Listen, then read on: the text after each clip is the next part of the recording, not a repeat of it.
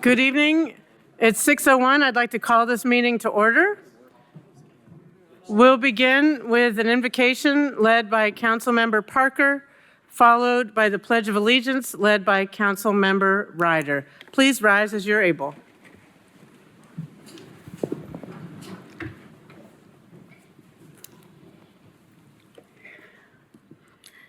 Tonight, as we gather for the regular meeting of the Knoxville City Council and to potentially adopt a new budget for the upcoming fiscal year, let us remember that our budget is not just a collection of numbers, but it is a moral document.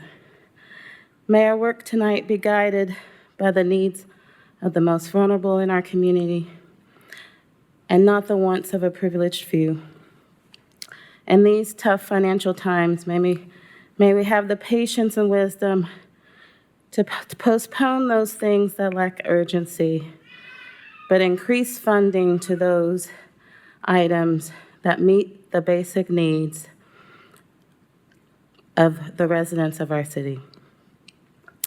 And may we join together tonight in a spirit of collaboration that promotes the well-being of our city.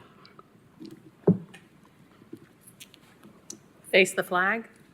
I pledge allegiance to the flag of the United States of America and to the republic for which it stands, one nation, under God, indivisible, with liberty and justice for all. Okay, Mr. Johnson, would you please call roll? Councilwoman Fugit. Here. Councilman Helsley. Councilwoman McKenzie. Here. Councilwoman Parker. Here. Councilman Ryder. Here. Councilman Roberto. Here. Councilwoman Singh. Vice Mayor Smith. And Councilman Thomas.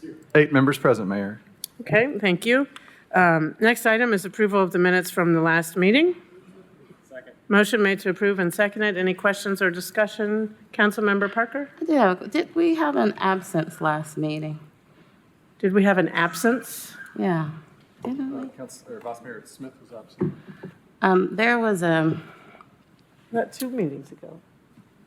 I think he was here last meeting. Vice Mayor, is your microphone not working? Okay. The question is, was anybody absent at the last meeting? That's not my job to remember. I don't remember anybody being absent. I think maybe, I don't know. I thought I remembered an absence, and there were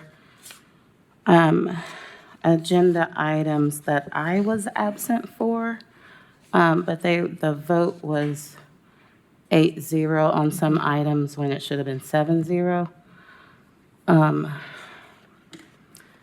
So, And it would be all ordinances on second reading.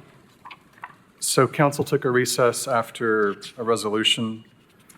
It was after resolution 11K. And I noticed when members aren't present for subsequent votes, so I recorded you as absent for those votes. Okay, it was just, the votes were recording 8-0, and I was wanting to make sure that wasn't including me. I think you might have been remembering the meeting prior to that, Vice Mayor Smith wasn't able to attend, Yeah, that's possible. but I think everyone was here. Okay, any further questions on approval of the minutes of the May 13th meeting? Seeing none, all those in favor, please say aye. Any opposed? Motion carries. Are there any items to be withdrawn? Councilmember Parker? Yes, Mayor, I have an item to withdraw. It is item 12AE. Okay, item 12AE, there's a motion to withdraw item 12AE. Is there a second? Second. Okay, motion's been made to withdraw. Item 12AE has been made and seconded. Comments? Yes, I'd Councilmember love Parker? an opportunity to make a few comments. So the item that I've asked to be withdrawn is the amended budget ordinance that I introduced, which would increase funding to legal aid for their eviction prevention program. And I wanted to include this on the agenda for two reasons. One was because I support this increased funding to legal aid's eviction prevention program. And we have, as a council, have had requests come to us to ensure funding for legal aid at the level of $300,000 in the upcoming budget to ensure that we had a strong eviction prevention program moving forward in the upcoming year. Over the last year, we've been able to have an eviction prevention program in place in Knox County funded by American Rescue Plan dollars, and those dollars expired. And so there was a request for the city to provide funding that would address some of that loss of funding. I supported that request. However, I don't believe that there is support on council for that request. Since that request has come to us, the legal aid previously funded at $600,000 will now receive $100,000 in the city budget, and it was approved in the county budget, another $100,000 for legal aid. So they will move forward with $200,000, and they have said that they'll be able to operate at their reduced level that they're currently operating at. And hopefully, there will be additional funding discussions for that work later on in the year. But I wanted to go ahead and put this on the agenda because often at council during the budget process, we have discussions about what can council do during the budget amendment process. Is it even possible to propose a budget amendment? And this amendment had to be approved by the law office, the law department, before being put on the agenda. And so this is another example of a way that city council can propose an amendment to a budget. And if there is agreement, if there is a majority who are in support, then city council absolutely has the ability to amend a proposed budget.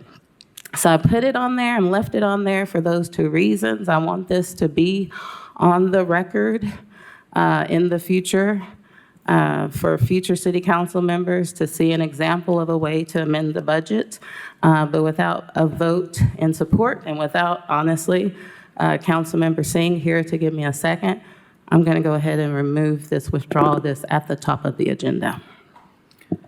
Thank you. Mr. Swanson?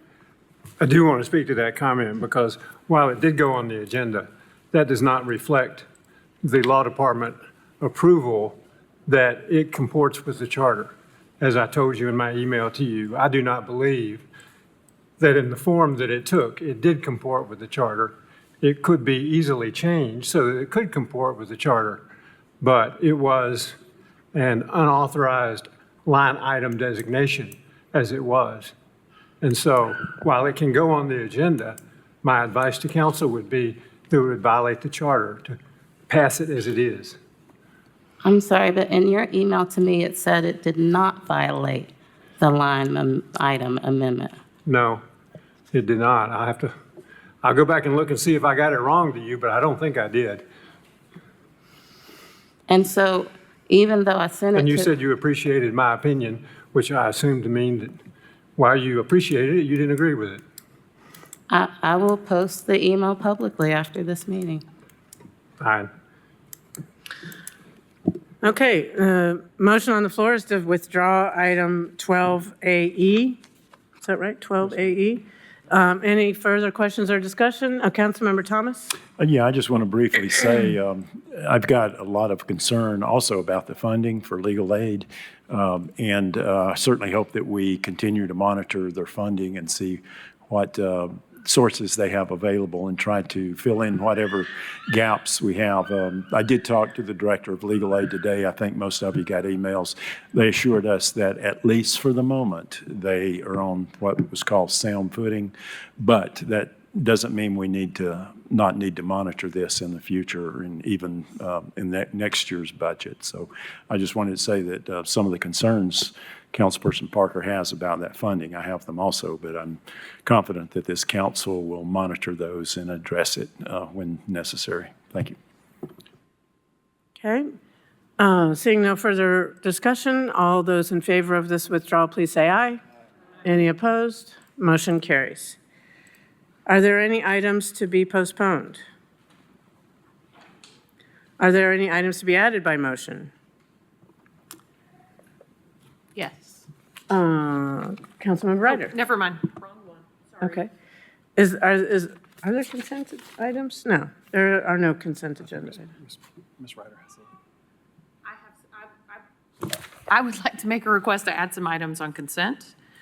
I would like to add, if my colleagues agree, items not former, or ordinances on second reading, 9E through 9J, and 9N through 9Q.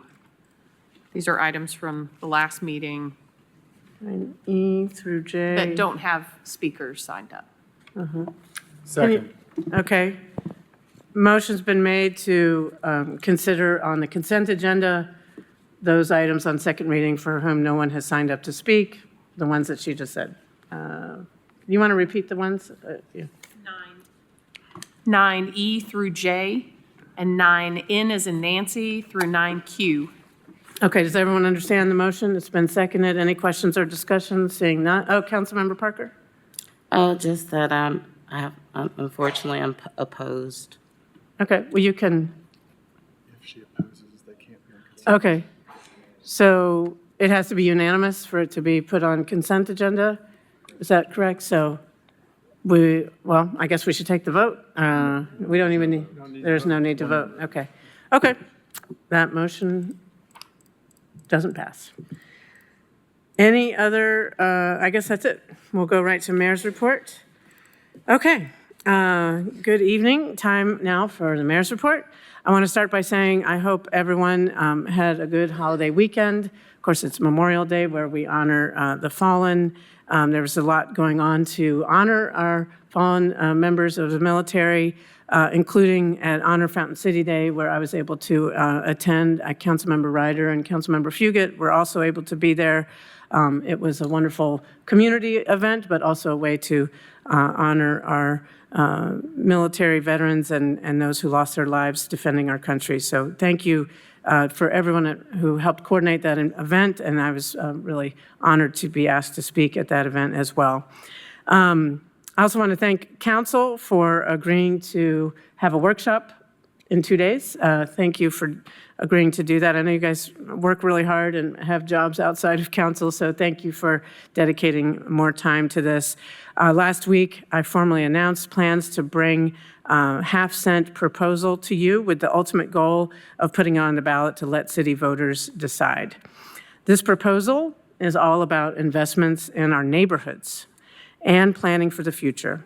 So I look forward to digging in deeper to this on Thursday. Again, that workshop is Thursday at 4, right here, same bat place, different bat time and day. So Thursday, 4 o'clock in this room.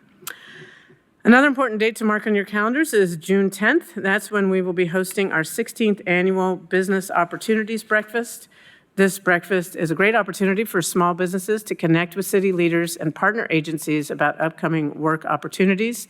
It's June 10th at the Knoxville Coliseum.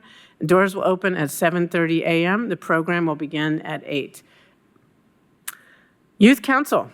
I want to take a moment to recognize a group of students who have dedicated their time to make Knoxville an even better city. I'm talking about the youth council members who've served their terms. Some of them have even served 2 terms and are now graduating from the program. I really appreciate and value the insight of these teenagers and cannot thank them enough for volunteering their time.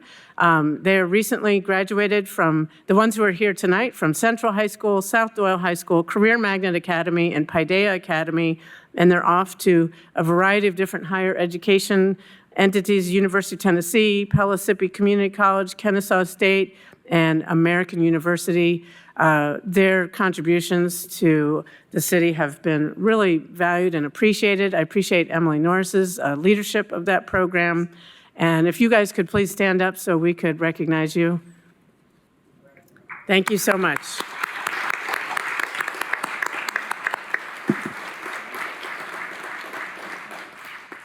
Thank you, and go off and study and stay in Knoxville or come back to Knoxville. We need young people like you to keep making Knoxville a great place to live. Thank you. And now for the rules of decorum, a quick reminder, we are here to do the city's official business. Those that wish to speak either to a specific agenda item or during public forum need to sign up with the city recorder before 4 p.m.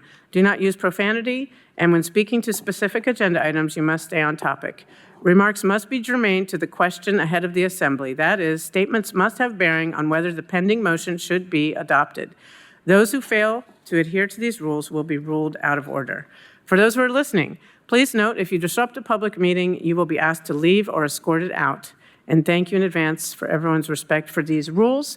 I did want to mention that Mr. Johnson told me that Knoxville Community Media is recording this meeting, as they always do, but the broadcast and live stream are not functioning right now. So apologies for that, and thanks for other members of the media for being here, and the meeting is being recorded.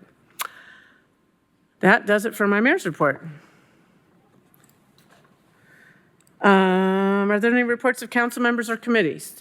Vice Mayor Smith. Thank you, Mayor. I just want to reiterate that council will host a workshop in this room at 4 o'clock on Thursday to discuss the mayor's proposed sales tax increase.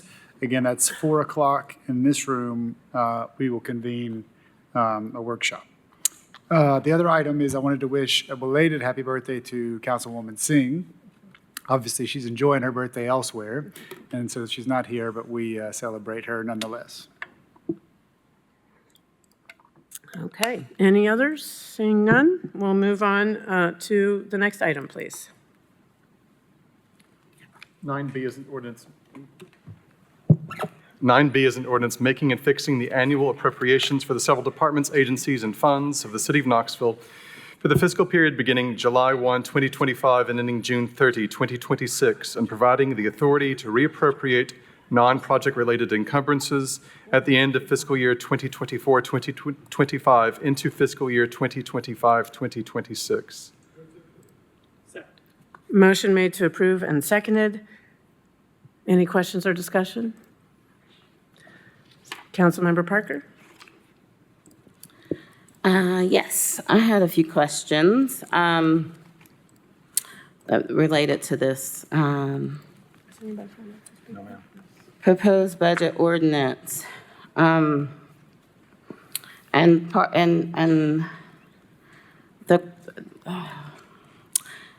my focus in the questioning is really on the revenue, projected revenue. For the upcoming fiscal year under this budget plan. Since we've last talked about the budget, we've since received the announcement of a proposed sales tax increase for future budget years. And I'm trying to get an understanding for this budget. I've brought up concerns regarding the payments toward the debt payments that are in this budget, and some of our projections around employee compensation, and et cetera. And my concern is with wanting a better understanding of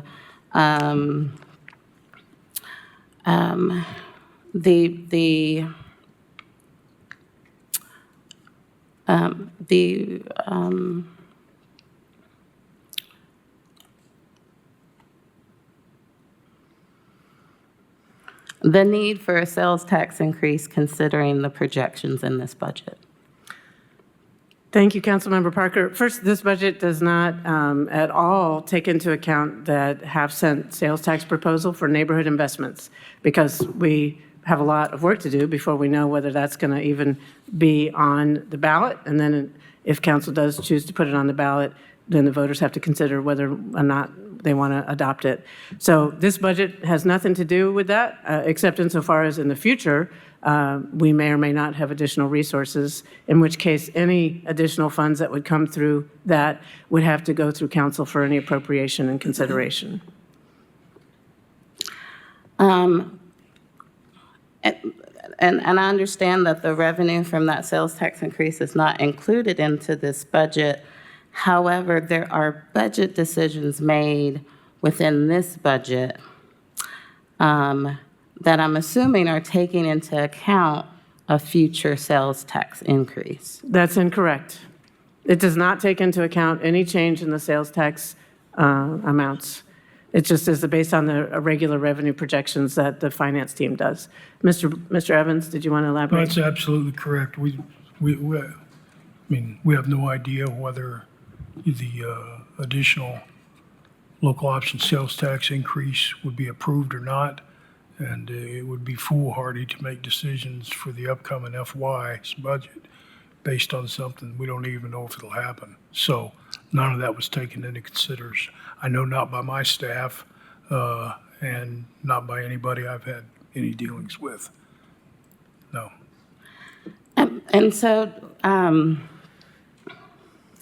when I say that the sales tax increase has to be a part of those projections, it's because as I think about the plan to spend down the debt, as I think about the additional staff positions that are added into this budget that will be included in the step pay increase, I'm trying to get a better sense of decisions made within this budget that are taking into account the revenue that'll be needed to pay for those additional salary positions, pay for those additional employee salary increases. We haven't had a chance as a council to discuss any of those projections, beyond the next few months. And for me, as a part of a budgeting process, there has to be both the discussion of the immediate budget as well as those long-term projections to have a sense of where this budget is taking us. Thank you, Councilmember Parker. Mr. Evans? I was just going to say that the payment, one of your points there, that biggest payment, or that payment, $25 million is on the debt for the convention center. As I explained at the budget hearings, that was money that had accrued over time. It could not be used for anything else. And again, that's got absolutely nothing to do with potential new revenue source. In fact, that saves us money because our debt service payments annually dropped from about, I think it was 8.9 or 9.8. I'm confusing the numbers right now. I got them with me, but down to about 5.7 million. Saves about 4.1 a year, 30.2 million in carrying costs over the life of the bonds. So that was a frugal decision over something that we couldn't do anything else with, and it left us to be able to handle the money to be able to still pay the convention center off a little bit early, but we'll hang on to it till such time we see that the TDZ revenue is going to continue the service cover the debt service. And as far as the manpower positions, we're only talking about an increase of 5. I've seen a lot of other years where, the local option sales tax would generate a lot more than that for 5 positions. So I'm not following. Well, I don't think there is a connection like you're trying to imply that there is. Thank you, Mr. Evans. I would just say, first, I want to thank council for all their work on developing this budget over the last 12 months, and also the finance department. We, just like every year, part of the budget process is figuring out the available revenues, and the other part is how best to spend them and prioritize our needs within the available revenues. It's a balanced budget. It prioritizes public safety. It prioritizes affordable housing and high-quality city services. And thanks to council's diligence, you all have been briefed on not only the status quo of where we are during this fiscal year, but the revenues expected to go into the future. Those revenue projections, we can't finalize our budget proposal until we have set those revenue projections, and that takes a lot of work. It's an evaluation of economic indicators, and Boyce and his team do that every year. And this budget is no different from years past. So thank you for so council members should be very familiar with that process, and the local option proposal that was announced last week has no bearing on today's action item before you. We're going to get into that on Thursday, and I understand why they are connected. But I think the one connection I would say is true is that part of the budget request this year included $70 million in infrastructure improvements that we were not able to include in the budget because we have a balanced budget and we can't spend more than we have. So that is something that happens every year. Council is very familiar with the ongoing demands for road paving and traffic calming and sidewalks and parks improvements. And then more internally, but also important, is roofs and boilers and furnaces and things that keep our facilities well maintained. So those are things we're going to get into, those unmet needs that we're making that proposal for. We're going to delve into that in more detail at your workshop on Thursday. Vice Mayor Smith. Thank you, Mayor. I wasn't here on the first reading, so I just want to add a couple comments and a question. I'll be voting for this. This is, I think, 6 budget I've been a part of, and this definitely looks different than the budget I would propose, but I can confidently say it looks different than the budget each of us individually would propose. So I do appreciate the work that goes into this year-round to find consensus. With that said, there's a bunch of things that I think are smart investments here. The significant investments in Burlington, the $8.2 million in affordable housing, the budget for a low barrier shelter, and significant increase in support for the winter warming centers, the $1.9 million for the community agency grants to support nonprofits that are doing significant life-changing work. For the first district, the continued investments in urban wilderness, funding capacity for a traffic study for the Chapman Highway, Henley Street, and Gay Street bridges, and an updated comprehensive plan by planning will set the stage for housing, zoning, and development for the next 2 decades. So those are in here, and I'm really happy with those. I do think we have a less than desirable budget for sidewalks, traffic calming, property acquisition, and neighborhood infrastructure, as we've just discussed. I do have one question, Mayor, either for yourself or one of your deputies. You know, housing continues to be a challenge. I just mentioned a number of investments in affordable housing. This council, along with your administration, the county, have worked hard to set up an Office of Housing and Stability. And Aaron Reed, being the director of that, has initiated and hopefully is close to bringing a strategic plan for housing, particularly related to homelessness, soon. And I just want to make sure that I think the stages, the pieces are in place for a rethinking of a day center particularly. And I want to make sure that this budget includes enough capacity to make investments if that is indeed part of a strategic plan of the Office on Housing and Stability. So generally speaking, I want to make sure that there's budget for that concept if it makes its way forward from Director Reed. Is that in here? Yes, as you said, their strategic planning efforts are still ongoing, and I really appreciate Erin Reed and her team for working on it. But yeah, this budget includes $300,000 matched by Knox County to improve the day services and adding shelter beds. And as you mentioned, also more funds for warming centers. So yes, it does. That's just probably the beginning, but we're waiting to see how that how that unfolds. As I've mentioned a number of times, I feel like creating a space where people, an entire community know they can guide people who want help, that's available and accessible, and is where we fund agencies to collaborate, I think is so important. And I'm glad to hear the first stage of that can be funded if it's deemed appropriate by Director Reed. So with that, I'll be supporting this budget, and thank you for letting me talk a little longer. Yeah, of course. Oh, okay, thank you. Councilmember Roberto? Thank you, Mayor. I'll be supporting the budget as well. I want to thank Director Evans for his clarification of the debt payoff this evening, as he did during Council's legislative budget hearings. Basically, what we're talking about there is that there's $25 million in an account that can only be used to pay off this convention center debt that has accumulated over many years, and that is being utilized to pay down that total, and that in turn paying down, which we couldn't use for anything else except for this purpose, saves us $4.1 million each year. That's correct, sir. And so I appreciate you clarifying that for everybody. I also want to echo that I appreciate the funding for Vision Zero that we see in here, the funding for traffic calming, the funding that we're seeing for continued affordable housing, for the warming centers.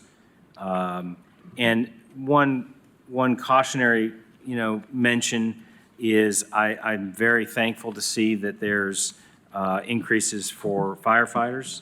The starting salary for firefighters is going to go from about $41,000 to about $45,000 with this increase. I'm still concerned, as I mentioned during the budget hearings, about compression, and that we may find ourselves, if we are not continually updating our information and doing continuing studies, we may find ourselves in a place where a newer hire might end up making more than somebody who's higher ranked than them, which is basically the definition of compression. So just wanted to raise that. I think there is movement towards having another study to make sure we can prevent that in the future, but I just wanted to raise that as a cautionary tale. But I plan on supporting this. Thank you, Mayor. Thank you, Councilmember Roberto. Councilmember Parker? Thank you, Mayor. Well, I just wanted to clarify the concerns that I have with the budget. I'm concerned to see certain funds in our budget decrease this year, like the Affordable Housing Fund decreasing by 26%, like the funds that are expected from HUD and that we put towards affordable housing development and economic opportunities, that we did not increase our city commitment significantly, so that we had more than $146,000 going towards emergency shelter grant. I'm happy to see the low barrier shelter funding, but we all know that there's so much need, and that need is going to be growing over the next year as we learn of more and more cuts to our social safety net. The urgency is lacking there, and when we are hearing about a tax increase, I'm hearing more being proposed to be put towards greenways and parks and items that aren't perhaps that urgent need in the upcoming year. So I'm worried about what those funds would go towards, whereas in this budget, we are funding personnel costs whose source of revenue will soon run out. And we haven't talked about how we will replace that revenue for increased personnel costs once the increase in property taxes levels off with that growing increase in employee cost. And I can imagine that part of that funding would come from an increase, sales tax increase, but it hasn't been discussed or proposed. And so I'm concerned about that. I'm concerned about the lump sum payment to debt, even though those are restricted funds, because, correct me if I'm wrong, those funds can go towards other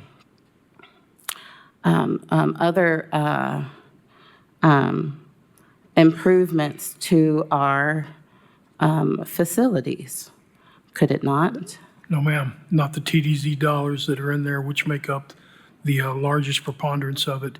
I think what you may be talking about right now are the city hotel motel dollars that are now freed up by council's amendment a couple months ago to that ordinance, where they can be used for other tourism-related initiatives.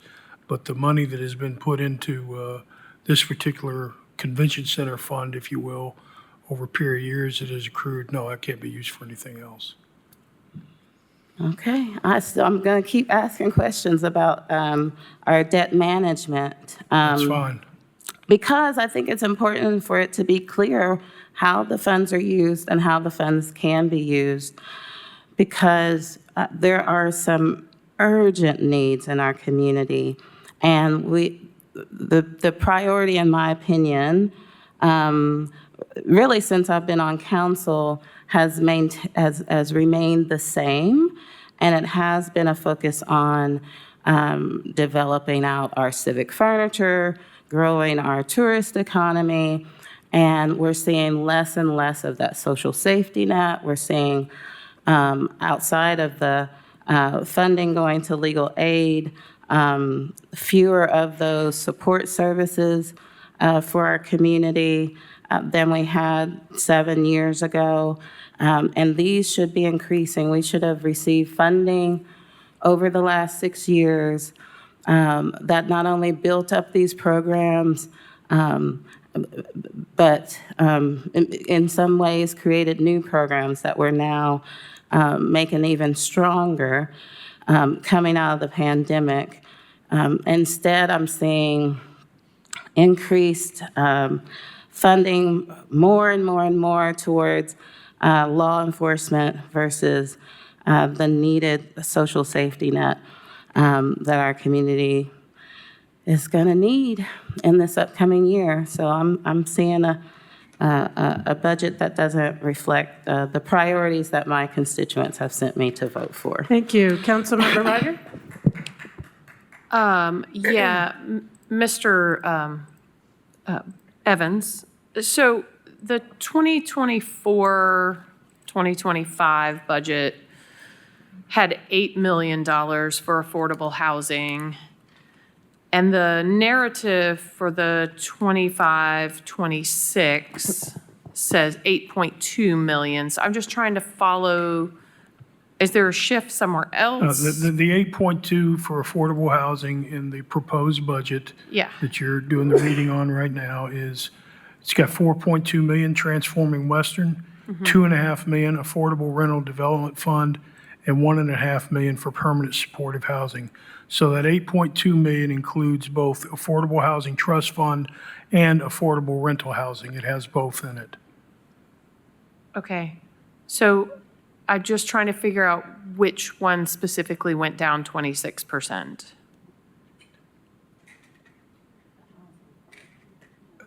I think that's the affordable housing trust fund, Okay. okay, would be down some. I believe that's correct. But if you add those two together, that and the affordable rental housing. So we've shifted the dollars to, Essentially, yeah, it's 8.2 in total for each of those buckets that I just listed off. all right, thank you for the clarification. And that doesn't include homeless prevention at around 1.4 million with local and federal funds, as well as putting stuff into the homeless center, the warming centers, about 350K. Okay, seeing no further questions, all those in favor, please say aye. Aye. Any opposed? Motion carries 7-1. Next item, please.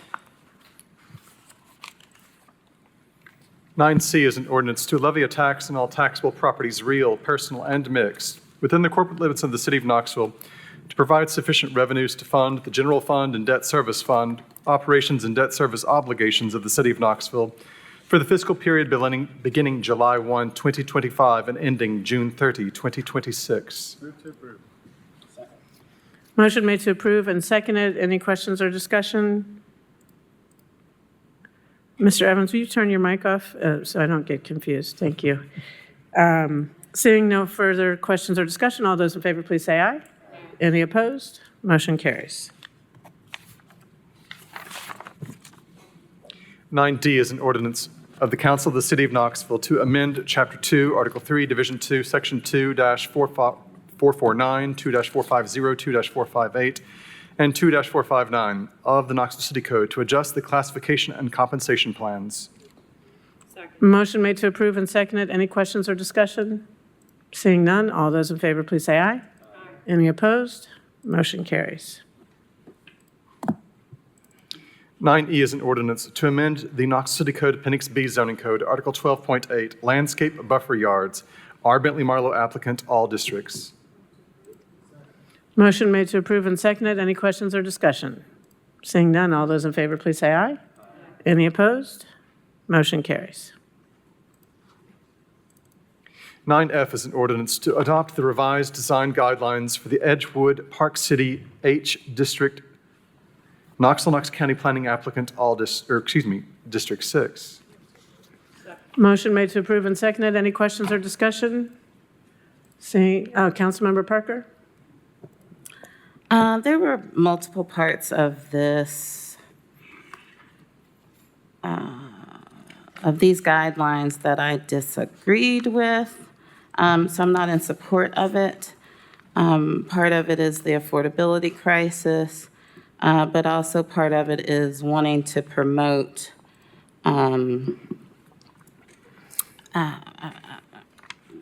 solar energy production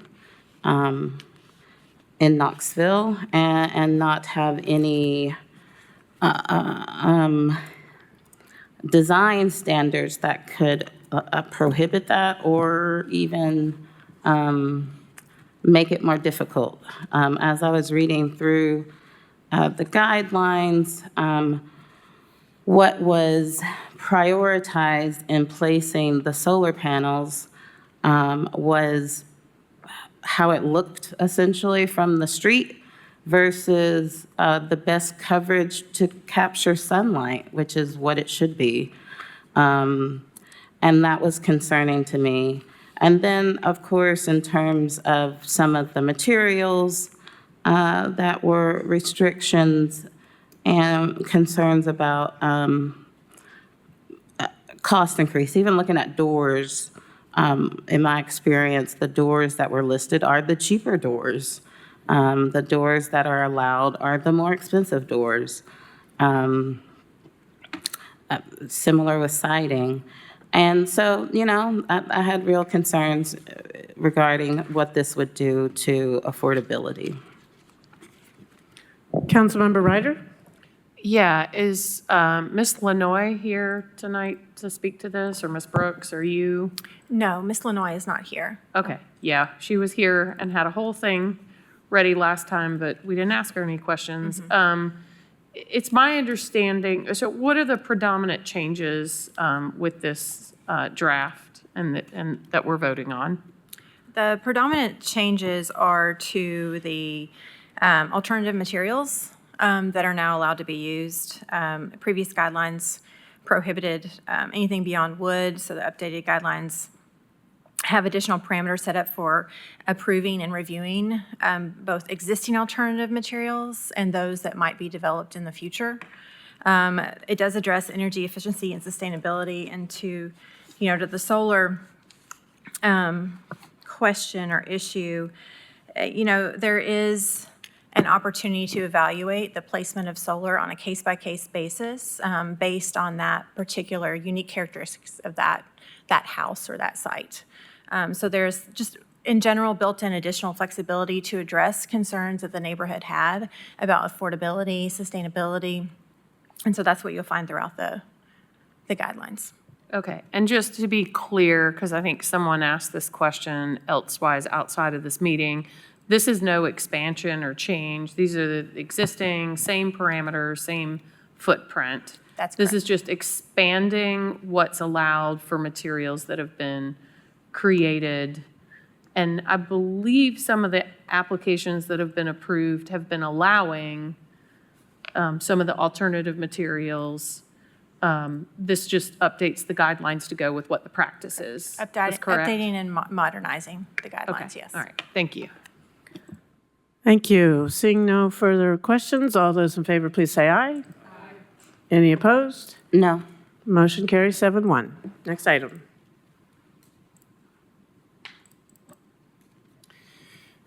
Nine G is an ordinance to change the base zoning classification of property located at 107 Meadowview Road from RN2 District to RN4 District. David Varner, applicant, 6th District.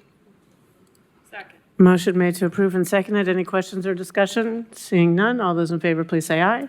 Any opposed? Motion carries. 9H is an ordinance to change the base zoning classification of property located at 1608, 1612, and 1616 8th Avenue from RN4 District to IMU District. Garrett Jernigan, applicant, 4th District. Motion made to approve and seconded. Any questions or discussion? Seeing none, all those in favor, please say aye. Any opposed? Motion carries. 9I is an ordinance to change the base zoning classification of property located at 6907 Central Avenue Pike from CG1 District to CH1 District, leaving all special purpose and overlay districts unchanged. Brandon Bolding, applicant, 5th District. Motion made to approve and seconded. Any questions or discussion? Seeing none, all those in favor, please say aye. Any opposed? Motion carries. 9J is an ordinance to change the base zoning classification of property located at 0 and 6714 Keck Road from CH2 District to CG1 District. North Creek Renovation and Construction LLC, applicant, 3rd District. Motion made to approve and seconded. Any questions or discussion? Seeing none, all those in favor, please say aye. Any opposed? Motion carries. 9K is an ordinance approving the request of Mike Ballinger for an amendment to the East City Sector Plan from office to medium-density residential for property located at 4602 Millertown Pike, 4th District. Motion made to approve and seconded. Council members, we have one person signed up to speak on this item, John Jenkins. Mr. Jenkins, are you present? Please come to the podium and state your name and address for the record, and you'll have up to 5 minutes to address council.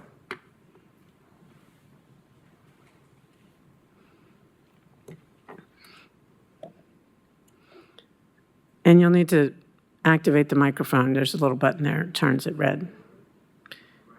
There, you got it. Is that all right? Yes. Thank you very much. I appreciate your time. I wanted to start by saying... Well, if you could start with your name and address, please. Yes, thank you very much. I'll do that. My name is Jonathan Jenkins. I live at 4616 Millertown Pike, Knoxville, Tennessee 37917. I'm an adult living with ASD, autism spectrum disorder, amongst other conditions, and I live with others that have health conditions, and they bought this property and, you know, wanted to have a safe, nice place to kind of retire at, if you know what I mean. My mother is battling polycythemia and incurable cancer at this time, and you know, she kind of wanted to come to Knoxville, you know, and ever since this, I don't have any problems with anything about any housing. The only thing I have is concerns, and the concerns that I have are safety, for one. two school zones. There's two bus stops at the entrance and the entrance of our neighborhood, and our neighborhood is kind of being overrun with, I would just call them thugs at this point. They've harassed me, intimidated me, my family members threatened me. They run a completely illegal business out of their cul-de-sac, it seems like, using, looks like fictitious plates, if not any plates. And they're taking tires, I guess, to melt down, or, there's a scheme going on. You can, check, there's again a thing with the FBI I looked into. But people know what I'm talking about. They melt them down, basically, and, get them cheaper melted and disposed of or whatever. And I've also been harassed. I'm just letting the people know that, if we're going to build more stuff, can we get some police presence down there? Because I've been asking for weeklies or, 2-week check thing, and I've done that probably 30 times. That's a little exaggerated. I will say about 15 for certain. And I'm just concerned with the fact that these tires are ending up falling down the entire neighborhood, which is on a hillside, and I nearly ran into 2 of them, and I've also been like these neighbors of mine on Skyview Drive at the top here of this, where Millertown and Washington Pike meets. They just come by and they are screaming vulgarities, threats, threatening to ask me to step off of my property line with like 4 or 5 of them riding in circles. Like, I mean, when I call the police station and ask, they seemingly know me already. They know me as the Mad Max guy, because I compare myself to living in like a Mad Max scenario, because I've done the calculations and I've documented it, and analytically, it's about every 15 to 20 minutes that you're gonna hear the loudest sound of a motorcycle or a car that simply somebody cannot just get up to code. Nobody can, pull them up on it. I've asked even for assistance when I was being threatened for my life with a laser pointed beam. These are usually put on handguns. And, by somebody that was clearly under the influence. They didn't even realize that I was filming them like this directly the whole time. They're like, after a while, they're like, "You filming me?" I was like, "Yeah, don't you? Why wouldn't I be?" Like, "Why are you?" I'm like, "Why wouldn't I be? You're threatening my life right now." And I can't get anybody to even come down. But, I just wanted to make everybody know that, that's getting to be a problem, in the noise with me having just, in lieu of Autism Awareness Month, I even asked during that month several times, can somebody please help? Because I'm about to lose my job, a job that I cherish and I actually enjoy, and I'm trying to make it out of the 85 to 15% ratio that individuals like myself have at a chance at making it without being on public assistance for the rest of their life. That's just a statistic right now. And I'm just trying to find some clarification if we can get some help down there. I'm not trying to be any type of way. I just would like to enhance the area if we're going to enhance it with some more development. I have no problems with that at all. I actually look forward to it, meeting some maybe new neighbors and stuff, stuff like that. It's always a pleasure. All my neighbors seem to be really nice for the most part, other than those ones really. And they've followed me from my home out there, East Town, to Fountain City, where I see, them revving their cars and drag stripping down there, and they do it down Millertown it's Mr. Jenkins, 0.18. that is your full 5 minutes, but I appreciate your comments, and I'll have problem. someone from codes Thank you. and public safety follow up with you. No Thank you. problems. I don't want to make any issue. No, we appreciate your comments. Thank you. Nothing bad. We understand. Thank you. Council, that concludes people who signed up to speak to this. Council Member Ryder? Yeah, I appreciate Mr. Jenkins' comments, and we can talk with KPD about having somebody come check out any neighboring concerns. So we'll look into that after the meeting. I've made a motion to approve, and I had a second on this, the second reading for this. I just want to clarify a couple of comments, because I had someone from the community reach out to me that was not able to be here this evening. I said this at the last meeting as well. This is actually a down zone from office. There are many properties in this area abutting a lot of the retail, commercial area here that many moons ago, were rezoned by different prospective developers and different people who were, I don't know if it's property owners or speculators or different prospects, but anyway, it was all, a lot of the property was zoned to office. On the auspices of it, it was a buffer between the current residential to the new coming commercial. The applicant has asked to downzone this from office to RN4. It takes some of the uses off of the table, but it still allows them to do townhouses. And as I stated last time, the big benefit is that they will be able to do townhouses. They will be on individual plats of property, and they will be sellable, not just rental, or easier. I should say easier. You can do both. It costs less money, and you don't have to pay an attorney to subdivide them by deed. So that's the advantage, and there's some setback differences. And Ms. Brooks, you and I had a little back and forth about it as well. Based on the number of, and the size of the parcel, they will need to do a, what do you call it? A concept plan for any, Yes. if they have 6 or more lots, or if they are creating a public street. Okay, so this will come before, when they get ready to subdivide this to build the townhouses, it will come before Planning Commission and be publicly noticed again. Yes, that's Okay, correct. so for the neighbors to see how the layout is, because that was some of the questions I got. Mr. Howley, I had some questions about to make sure that there will be stormwater controls and that retention, detention pond, and I assured the community that that would all be part of that concept plan process and be nailed down before any permits were issued. Okay, cool. So it's a down zone, and it takes a lot of uses away from the table. So that's what's really important, and both zones already allow townhouses, so it's not a change from that. Thank you so much. Oh, last thing I'll say is I'd like to make a motion to combine items K, L, and M because it's the same piece of property. Okay, motion made to consolidate items K, L, and M has been made and seconded. Any questions or comments on the motion to consolidate? Seeing none, all those in favor, please say aye. Aye. Any opposed? Motion to consolidate carries. Councilmember McKenzie. Thank you, Mayor. I was going to ask Chief Noel if someone could get with the gentleman that just spoke. I've already asked, but he's with Chief Evans right now. Yeah, I saw him. I just want to acknowledge that because sometimes our meetings go long and people may not be able to stay for the entire meeting. So thank you all for your consideration in making sure that he was connected and his issues are being taken care of. Thank Right, you. and Mr. Rosenberg's going to follow up on any codes issues as well. Any other questions or comments on this consolidated items we're considering? Seeing none, all those in favor, please say aye. Any opposed? Motion carries.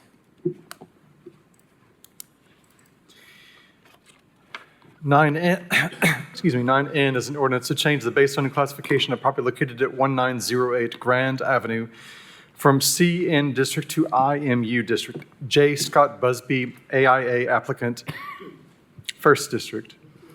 Motion made to approve and seconded. Any questions or discussion? Seeing none, all those in favor, please say aye. Any opposed? Motion carries.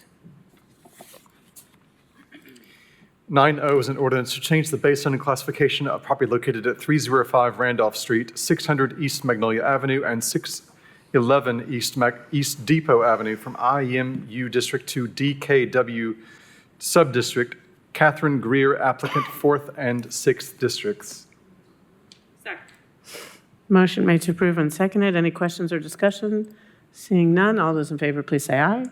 Any opposed? Motion carries. 9P is an ordinance appropriating the sum of $1,500 from the Community Safety and Empowerment budget and donating same to the Knoxville Area Urban League to support, or rather in support of the 2025 National Achievers Society Sneakers Ball, an event that celebrates and affirms the academic, social, and personal achievements of high-achieving students in grades 10 through 12. Move to approve. Motion made to approve and seconded. Councilmember McKenzie. Thank you, Mayor. Again, I want to acknowledge that I do serve on the Knoxville Urban League Board. It is a volunteer board with no compensation, so I do plan, as you see, to vote on this Okay. again. Thank you. Thank you. Any further discussion? Seeing none, all those in favor, please say aye. Any opposed? Motion carries.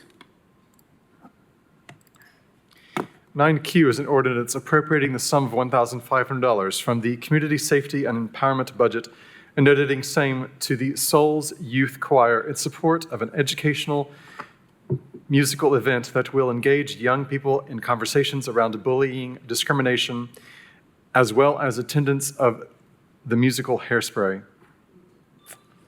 Motion made to approve and seconded. Any questions or discussion? Seeing none, all those in favor, please say aye. Any opposed? Motion carries.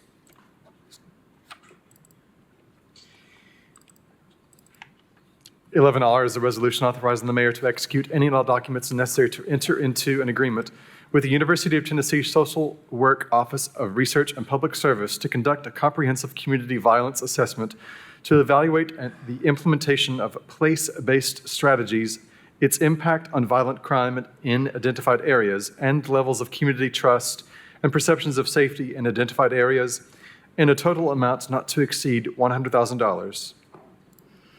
Motion made to approve and seconded. Any questions or discussions? Vice Mayor Smith. Thank you, Mayor. Just Director Middlebrook, is this a first time for this type of approach? Can you tell us a little bit about it? Yes, sir. So in the Project TLC zones, which are areas that have been identified through historical data as being some of the areas most heavily impacted by violent crime, we have an approach with the Knoxville Police Department, the Office of Community Safety, Public Service, kind of all aspects of city government, and community-based partners to really take a place-based approach to implementing services, supports, regularly meeting with community members in those areas to improve quality of life, and with the goal of also seeing reductions in violent crime through the efforts of all of those entities.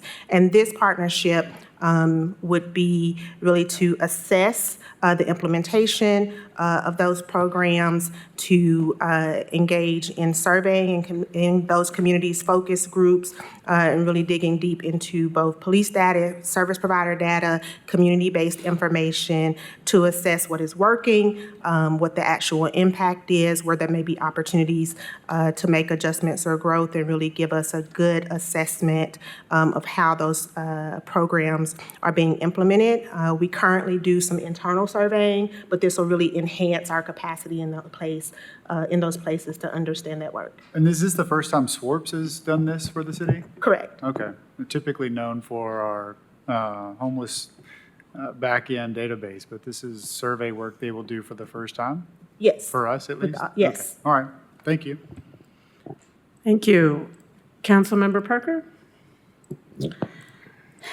Thank you. I just wanted to comment that this survey should engage community members about their perceptions when it comes to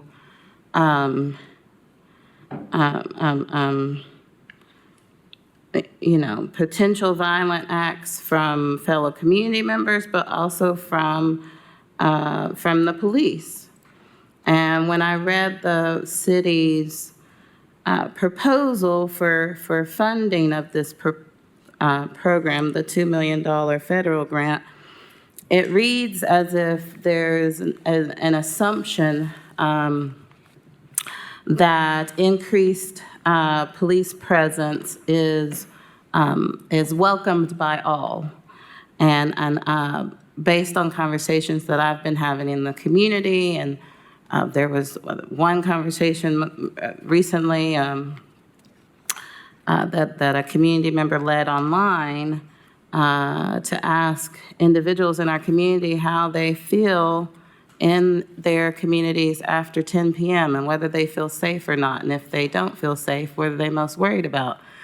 And the number one answer that was coming from those conversations was the police presence, rather than gunfire or, certainly some folks said guns in the community was a concern, but overwhelmingly, there was an expression that after 10 p.m., I cannot leave my home without being harassed by police officers.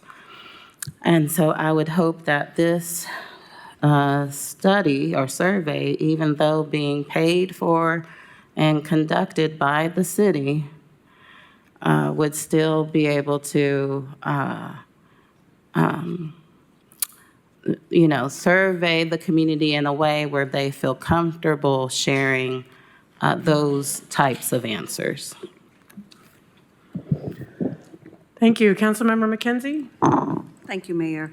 To Councilmember Parker's point, I think that we will get a more open and honest viewpoint with it being a neutral party, which would be the College of Social Work. So I do think that any fear of the police as it relates to folks feeling that their personal safety is compromised after a certain time, I think this particular survey will bring all of those things to light. So I do agree that this is much needed, and it's a neutral source for it to be coming from in the community.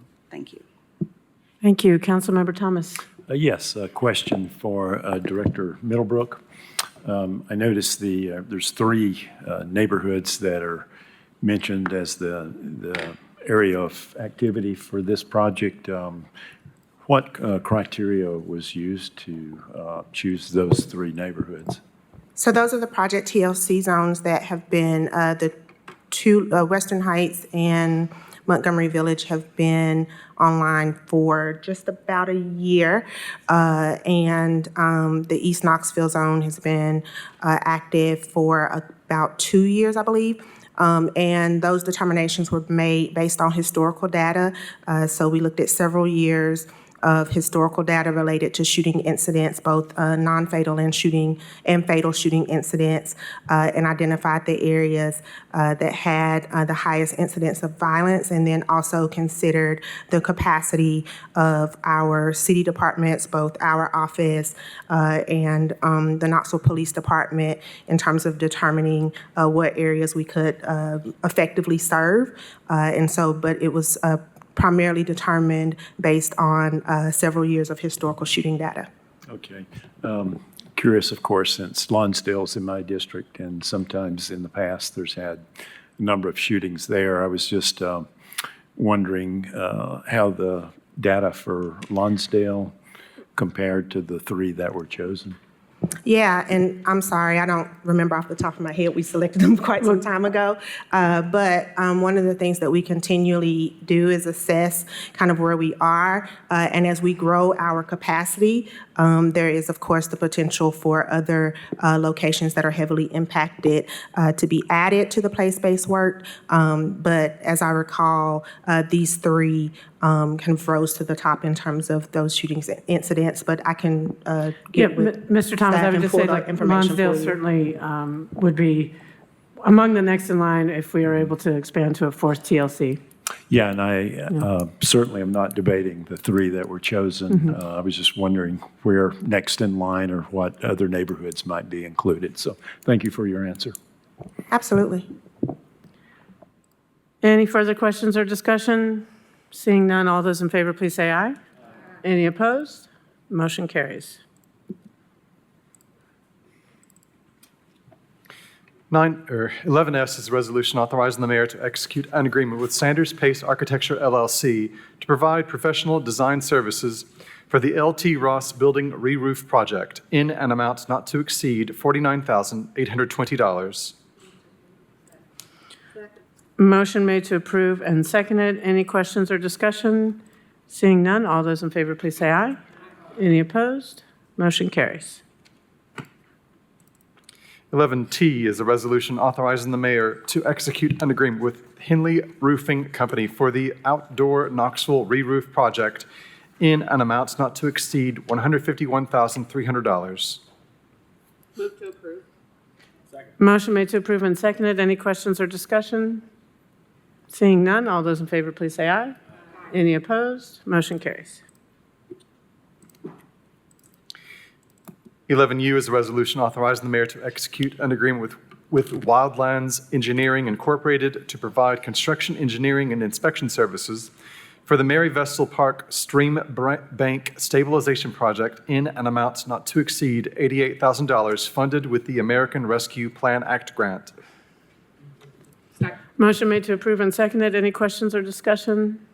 Seeing none, all those in favor, please say aye. Any opposed? Motion carries. 11V is a resolution authorizing the mayor to execute an agreement with Consort Engineers LLC to provide construction, engineering, and inspection services for the Bomb Drive Stormwater Improvements Project in an amount not to exceed $161,815 funded with the American Rescue Plan Act grant. Move to approve. Motion made to approve and seconded. Any questions or discussion? Seeing none, all those in favor, please say aye. Any opposed? Motion carries.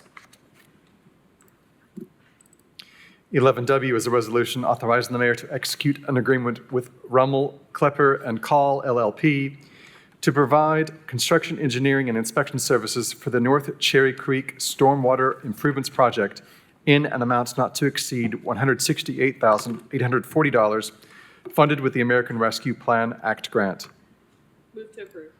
Motion made to approve and seconded. Any questions or discussion? Seeing none, all those in favor, please say aye. Any opposed? Motion carries.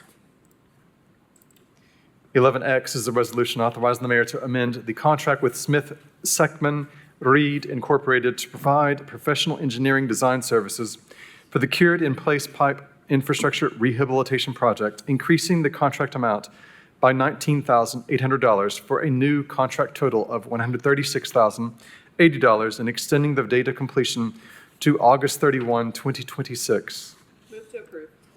Motion made to approve and seconded. Any questions or discussion? Seeing none, all those in favor, please say aye. Any opposed? Motion carries. 11Y is a resolution authorizing the mayor to execute an easement agreement to allow existing and proposed features of the Emporium Building at 100 South Gay Street to encroach into adjacent public rights-of-way. Motion made to approve and seconded. Any questions or discussion? Seeing none, all those in favor, please say aye. Any opposed? Motion carries. 11Z is a resolution authorizing the mayor to enter into an agreement with Blue Line Solutions LLC to provide products and services to the city for school zone speed enforcement, traffic signal enforcement, and noise enforcement in order to promote traffic safety. Motion made to approve and seconded. Council members, we have one person signed up to speak in favor of this item, Ellen Zaviska.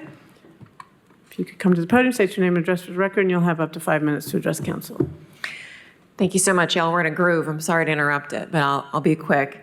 Ellen Zaviska, 3118 Fairview Street. I'm here on behalf of Yes Knoxville.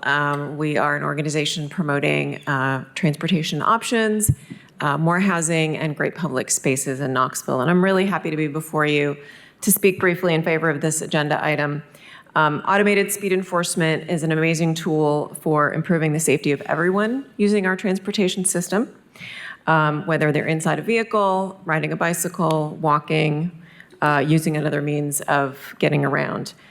This program specifically, which is focused on schools, is an investment in the safety and health of our community's children. And I say health because I know from many years of working on the Safe Routes to School program that one of the huge barriers for children walking and cycling to school is concern about speeding drivers.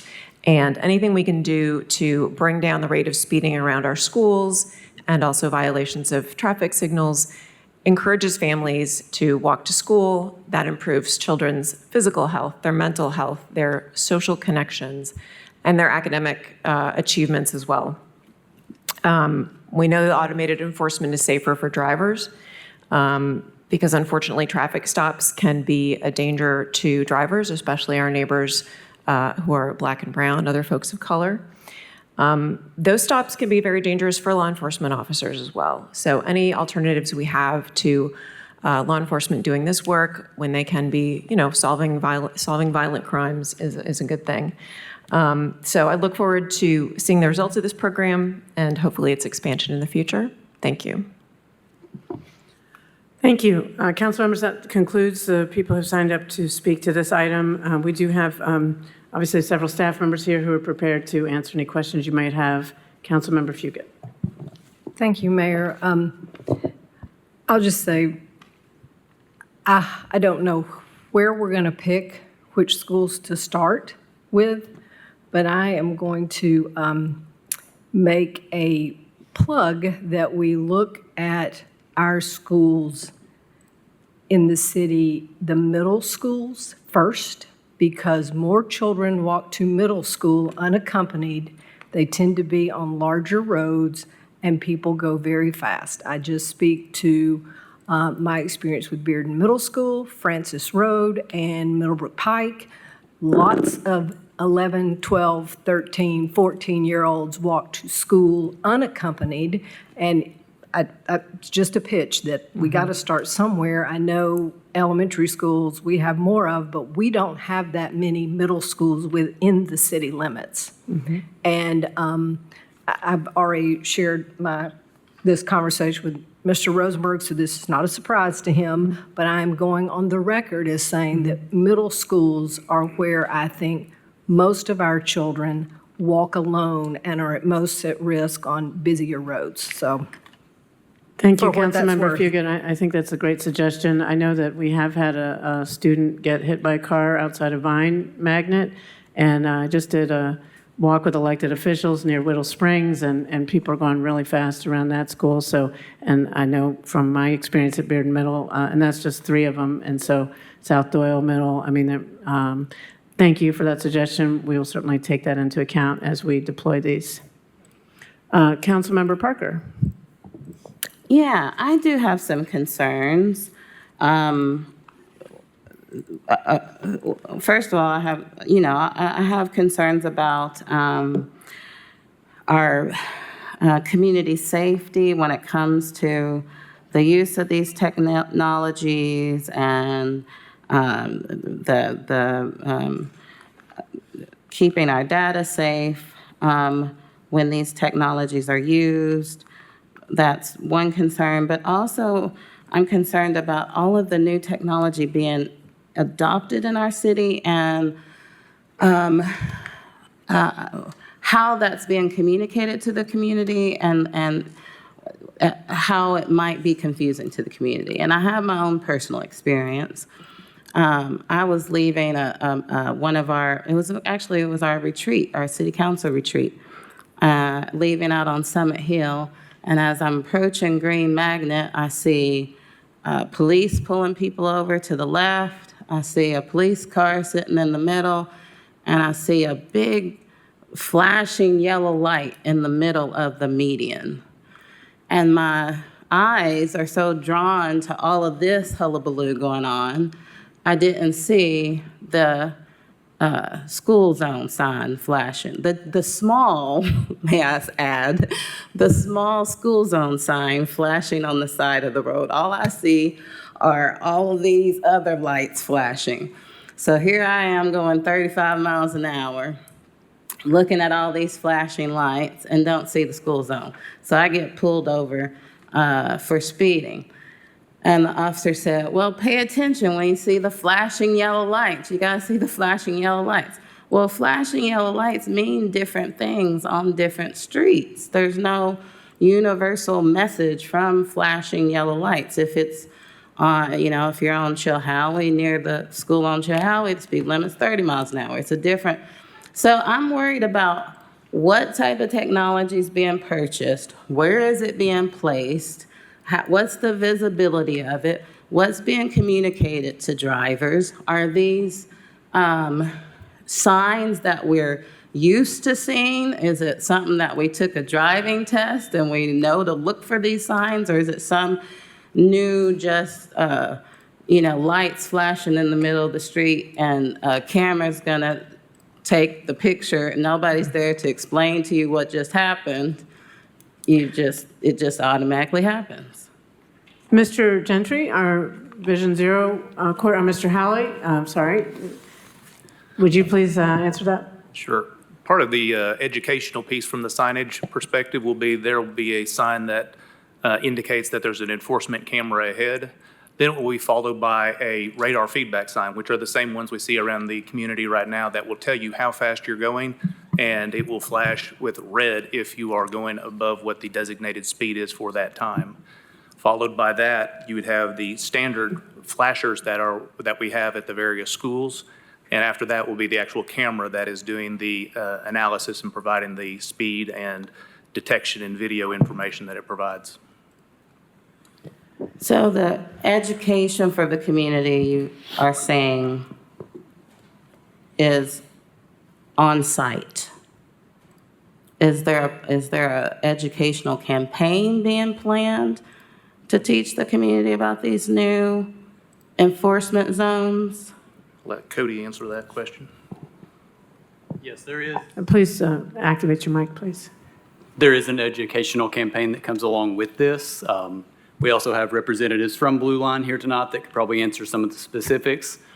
But along with, there will be mailers, things like that that go out to, they can target specific schools. They can target, you know, if you want to just look at middle schools, like Councilperson Fugit mentioned, they can target things like that. So in other cities, they have done things like have inserts in water bills to let people know when these are going to be active, when they will be activated, when the warning period begins, when that ends. All of that will be publicly available. And I'll just add that every year we make a big effort to get people to slow down in school zones. That's something we do routinely, and we will continue to do that even more robustly. And I also think enforcement actions will help remind people if they get a citation for speeding in a school zone, that word will spread as well. Well, and just to wrap up, I think that the goal should be to get people, to educate people so that folks do slow down. I'm worried about automatic enforcement just resulting in more citations being issued, this having a harder impact on our low-income community members, and perhaps we not meeting the goal that we had hoped to meet, but it being a more almost like another regressive tax for our community. Thank you, Councilmember Parker. Councilmember McKenzie. Thank you, Mayor. What I will say is that on that summit area right there near Green School and Vine as well, boy, anybody that's probably grew up in Knoxville has probably got caught in that area at some point, going just a little bit over the speed limit. And I do applaud their efforts in being diligent in pulling people over. At one point, it was warnings, and then, but what I've noticed is that speeding is a habit. And now with all the distractions, where you mentioned the lights, you know, all of those things, there's distractions within our cars now with the display boards that are in our cars. And so I think that is just one, you know, the education piece is when it is a school zone, and most people realize this, you have to slow down. Even though people make conscious decisions sometimes not to, sometimes you don't notice what's around you with the lighting and everything, but it is a huge concern, safety of our children. Those roads are, even the crosswalks, even with the, I know with Green School, they have traffic safety guards that are helping kids go across the street, and I've seen people even run up on them before, and so I'm excited to see this. I do think that, you know, making sure that people are aware in any way that we can help get that information out to the community, I think would be very helpful. I know when you talk about the inserts and things like that, but maybe there's some other ways, even in the churches and other places as well, to help get that communicated. So look forward to this getting implemented. Thank you. We'll certainly work with the school system and make sure they get the word out, because the goal is not to issue citations, it's to get people to slow down. Yeah, it's happening, yeah. Councilmember Thomas. Yes, certainly a very important issue. I'm glad to see that steps are being taken as far as the safety for school kids. I had a question about noise enforcement. I don't know if Mr. Carter Hall or Cody Gentry would be the best. It's basically kind of a question about the logistics of about what technology is being used for noise enforcement, how the violators would be detected, the fining process. I'm getting these questions from constituents, and I think it'd be helpful to know that. Mr. Hall. Thank you, Carter Hall, Deputy Director, Center for Service Innovation. I might have to re-ask you what some of those questions were again, but logistics on how the camera basically operates, is that right? Right. So through this contract, we're actually going to be using the same camera systems that we used during our pilot of using the noise cameras. So those are made by Intelligent Instruments. So it's technology that we already know, and through our use of it, trust. Essentially, the way that the cameras work is, bifocal angle cameras with a decibel reader that is accurately tuned to understanding the ambient, regular noise in the area, and is specifically through an algorithm focused on detecting excessive vehicle engine noises. So things like loud music, sirens, street sweepers are not picked up on the camera. If the camera does detect the violation has occurred, it's going to save a small clip of that violation, send it over to the back-end system, the same system that will be used by the other cameras. And from there, a citation would be sent out to the violator if it meets the criteria worthy of citation from the decibel reader, picking up that excessive vehicle noise. Okay, so this followed the pilot program that we had monitoring traffic, I think, on Gay Street for several months, and this was the follow-up on that. Okay, great. And then how would the ticketing process work? I've heard it possibly a bit of an analogy to red light cameras. I don't know, I'm asking you, but how would a violation be detected and then notified of the violation and ticketed? Sure. So like I said, if the camera picks up that a vehicle has gone past the camera and violated that noise ordinance level, which by ordinance we have set at 86 decibels, if it picks up that a vehicle has gone excessively over that limit, then that is going to be picked up, saved into the same system that is supported by the speed and red light cameras, and will be sent off in the same administrative fashion as those other ones, where it's being actually reviewed by Blue Line Solutions. They will review that citation. They will be able to see at what point that vehicle violated our noise ordinance with the data provided from the decibel reader. If they think, hey, this is a good solid citation that might warrant a violation or a citation, then that gets passed on to KPD for review. If KPD agrees at that point, a citation is administered, which is how the current red light program functions. So it comes from taking a picture of the license plate of the vehicle? Yes. So on the back-end system, both the operator with the camera company and with KPD will see the actual license plate from the video. Okay, and if I recall, from the pilot program, it's calibrated to where it has to be a vehicle that the sound system was altered or the muffler system was altered. In other words, like more or less a factory purchased vehicle probably more than likely wouldn't set this off. Generally speaking, a vehicle has to have had a modified muffler or some other alteration to it to be able to set off the camera system. I'm not going to promise that there aren't vehicles that off the lot are able to set off the camera, but from the amount of data that we got from the pilot program, we saw that the vehicles that were most likely to cause a citation, a lot of motorcycles, a lot of larger pickup trucks, and then a lot of sports cars, as you would expect. And then I'm about out of time, but a quick question. The most important question I got from people who are eager about this is when will it be installed and be up and running? Pending council's approval of the contract tonight and all smooth sailing on the actual deployment, we are hoping for a late July, early August launch. Thank you. Councilmember Roberto. Thank you, Mayor. I just want to, voice my support for this initiative. I had a good conversation with Mr. Gentry, and I appreciate his work with Vision Zero. Obviously, we need to make sure people are paying attention to what's going on. I would much rather somebody get a speeding ticket and then make sure they correct that when they're going into a school zone than having an incident happen with a child that's walking. This goes hand in hand, I think, also with, we've got these parental responsibility zones around our schools, making sure that we have sidewalks so that folks can, get their kids to schools. And so I think that's an important piece of this as well. And we're seeing more, bike riding and things like that, and we want to encourage those kind of things in our community. With regard to the noise cameras, I think I agree with my colleague, Mr. Thomas, about how desirable the cameras will be. I think that in the same vein, there are modifications that you can make to vehicles, which will obviously make them much louder, but there's also behaviors in driving that you can do to intentionally make the car louder, and those are dangerous, and they're indicative of not being a safe driver.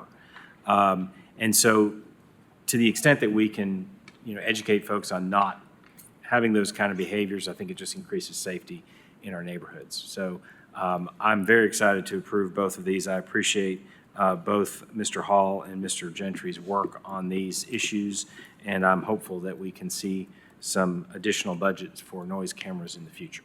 Thank you. Thank you. Vice Mayor Smith.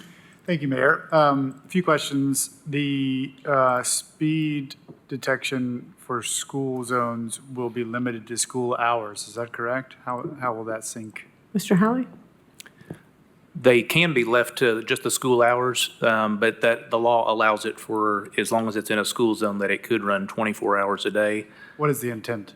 I think that the intent is that part of the process involves a speed study, an engineering study to evaluate it. And based on the results of the data, I think we'd like to analyze that and see what the best recommendation is moving forward. Okay. And I agree with Councilwoman Parker. The need to educate the public is super important. And so we're going to turn it on in July. We've got a few weeks to really get the comms ready. And I mean, we should all see news of this, instruction, video for the next 6 months, 12 months, so that the public is very aware of it. It's largely intuitive, but I think a lot of education needs to be done. How would somebody appeal either the speeding or the noise ticket? It's city court. It's the same legal process that you would for any citation. Okay, and I believe there's circumstances where somebody may have a faulty muffler that's not been enhanced, but that just needs work and is extra loud. Mike? I think Judge Kavanaugh would, take those kinds of circumstances into account. Yeah, I've heard that from him, and I know Judge Rawson did the same thing. So I just will be looking to monitor that we're not racking up a lot of fines from people who don't need them. And then the noise monitoring, are those mobile, or will they be fixed? Are they big? Are they? They'll be fixed. Okay. What size are they? They're similar to the other cameras that we have, and they'll most likely be attached to an existing pole, like a traffic signal pole. Okay. And then last question, do they detect music? It's got a decibel meter on it, and so if the music is loud enough, it will detect it if it sets it off Okay. for that decibel. I need y'all to think Mr. real fast Mr. before Hall you has come up here, some because I got a Sorry. head shake and a head nod. Clarification. Sorry, Director Hawley. Yeah.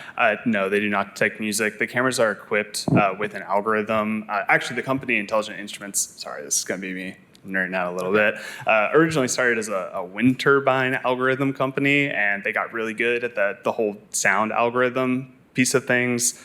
Figured they could put this into sound detection technology. And so an algorithm is actually going to weed out sounds that are not excessive vehicle engine noises. So music, like I said, street sweepers, sirens are not going to be picked up on the camera. In our pilot program testing of this, we found that very much to be true. We did not see any occurrences of music.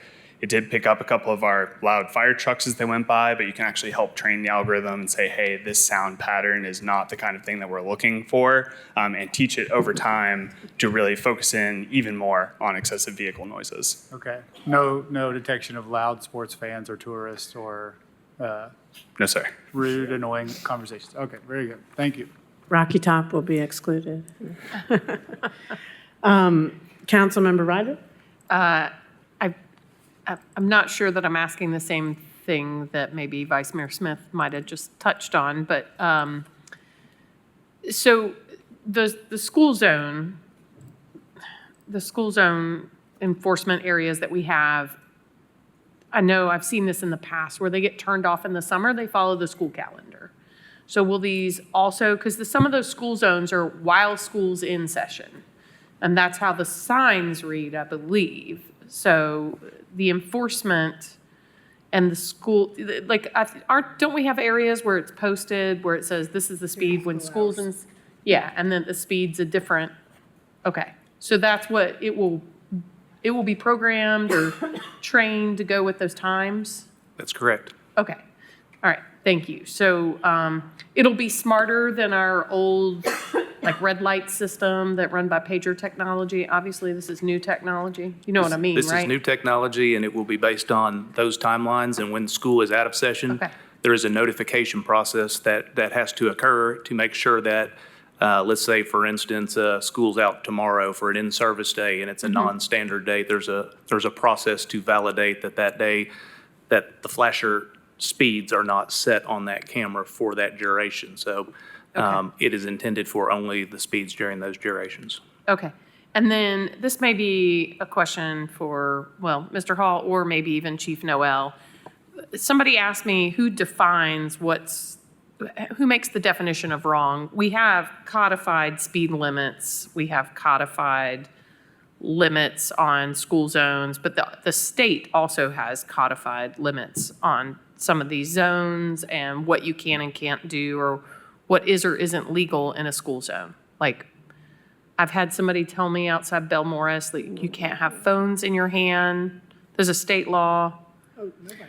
Well, No, but there's a different penalty, I think, for in a school zone. well, we'll be Maybe it's a enforcing double. the laws as they're Okay. written, both city Okay. and state. I couldn't cite them chapter and Okay. verse at the moment, but Okay. the laws haven't changed. It's just our instruments and tools to be able to enforce them. Okay, but it's based on what we have codified. Okay. They'll be looking at speed, not Right, and we have codified rules about what the speeds are. We're not redefining or changing Correct. what the Correct. definition of wrong is. They're codified. right. Right. We are using the Okay. speeds as they're defined. We're not changing the law, we're just Okay. changing our enforcement capacities. Okay, thank you. Councilmember Parker. Thank you. I was in DC this past weekend, and sitting out downtown and talking with some friends, and then it was World Pride next 3 weekends, Black Pride this past weekend. And on motorcycles, here comes a group of folks stunting and putting on a show on their motorcycle as we're sitting there. And I loved it. That is one of the things that makes these cities vibrant, you know? When people have these cultural expressions that they share in these public spaces. I know that we have some folks in Knoxville that want this to be a sleepy town, but I think it's the minority. So they might be the ones with the money. They might be the ones who are showing up to vote the most.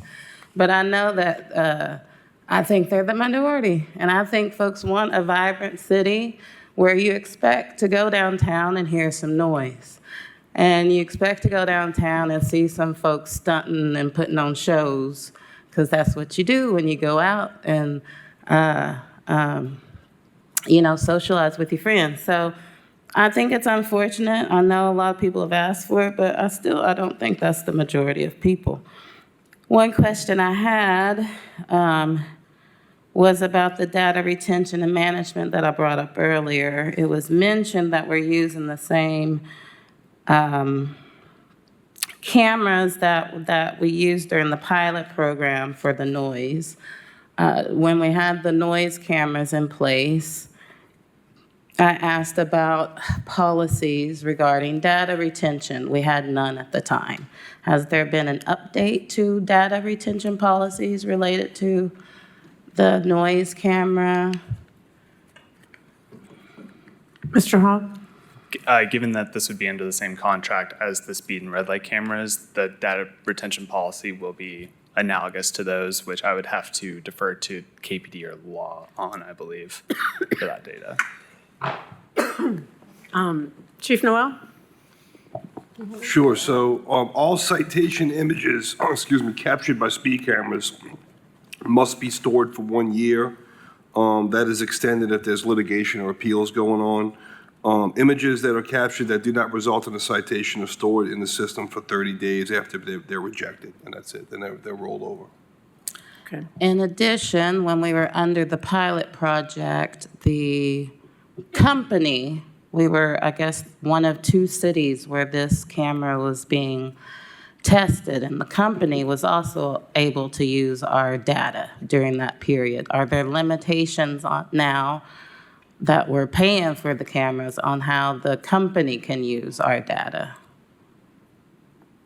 That would also be covered under this contract as with the similar cameras. And again, I would have to defer that question. What's the question? I'm looking for policies that control the use and management of the data collected by the camera.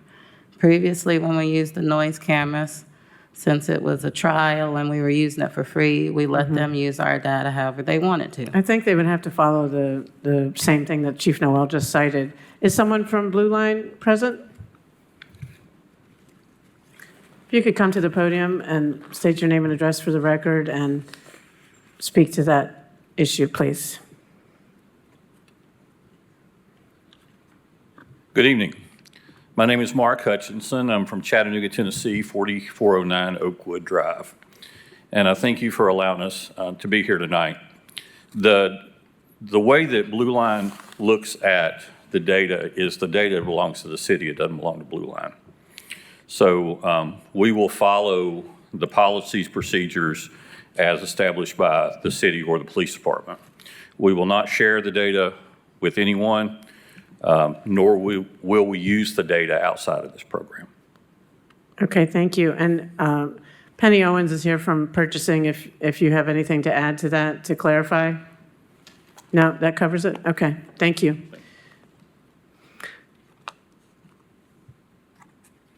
That's all I have. Okay, any further questions or comments? Seeing none, all those in favor, please say aye. Any opposed? No. Motion carries 7-1. Next item, please.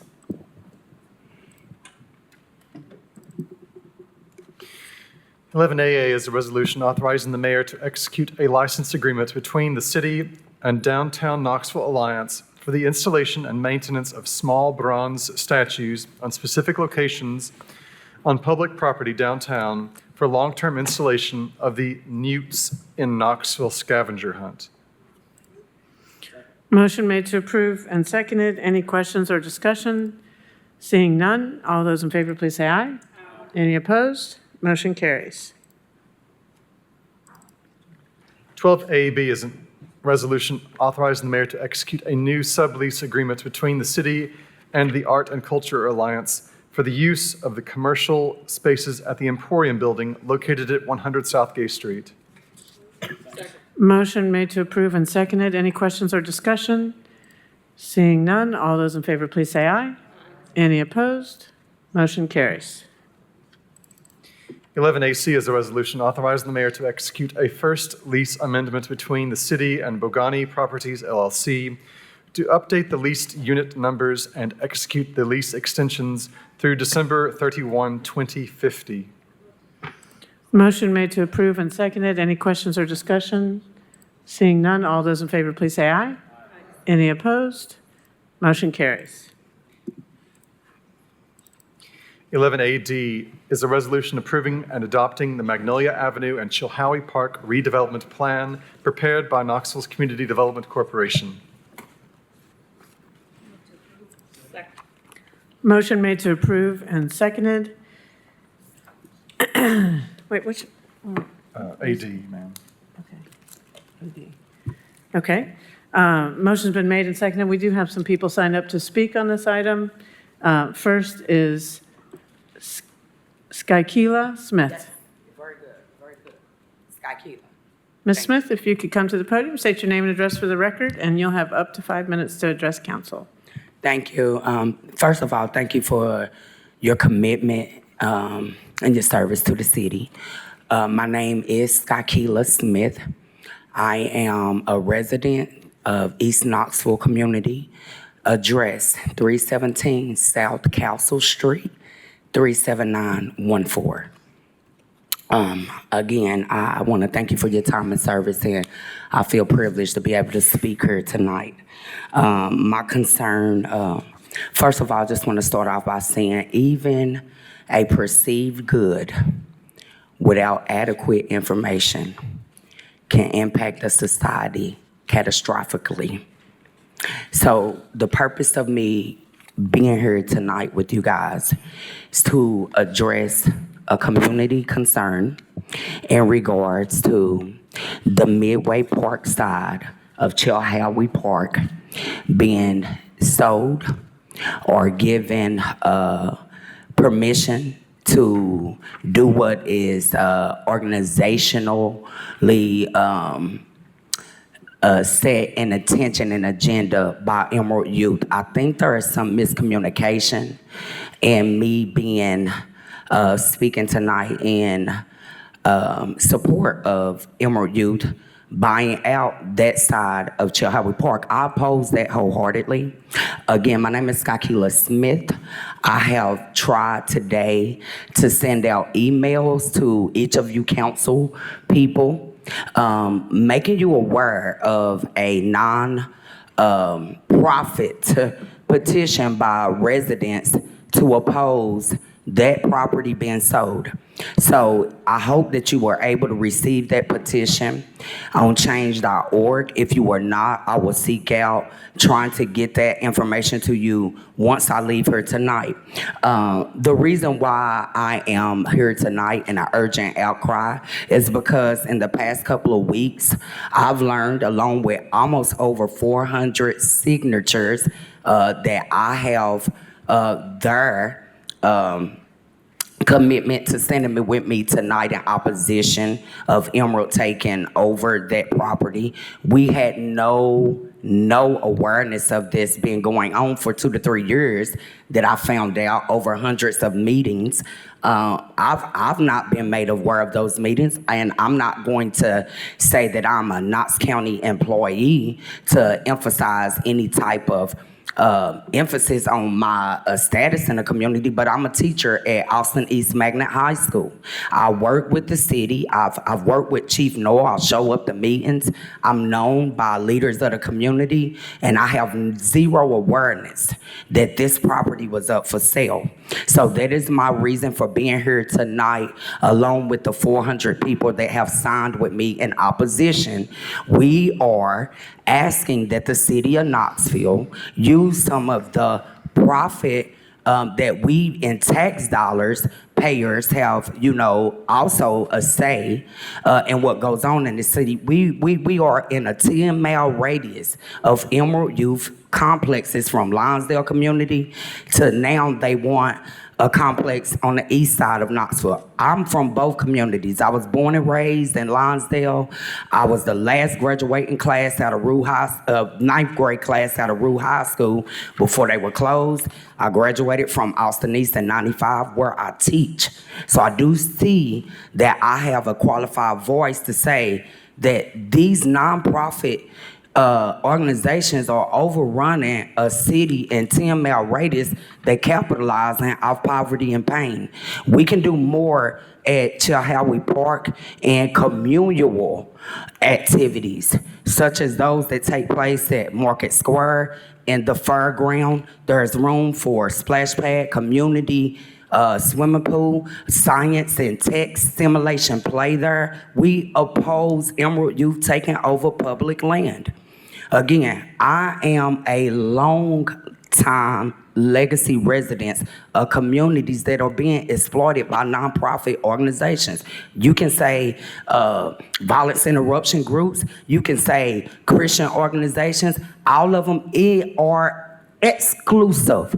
We're looking for inclusive activities. I'm a taxpayer. If these things continue to go on, I would not be able to teach and serve where I grew. There are areas that are being affected because we don't have green spaces. Ms. Smith, that Please concludes consider your we 5 minutes. oppose Emerald Youth at Chilhowie Park. Thank you. Thank you. Next person to sign up to speak to this item is Tanisha Baker. Ms. Baker, if you come to the podium, state your name and address for the record, and you'll have up to 5 minutes to address council.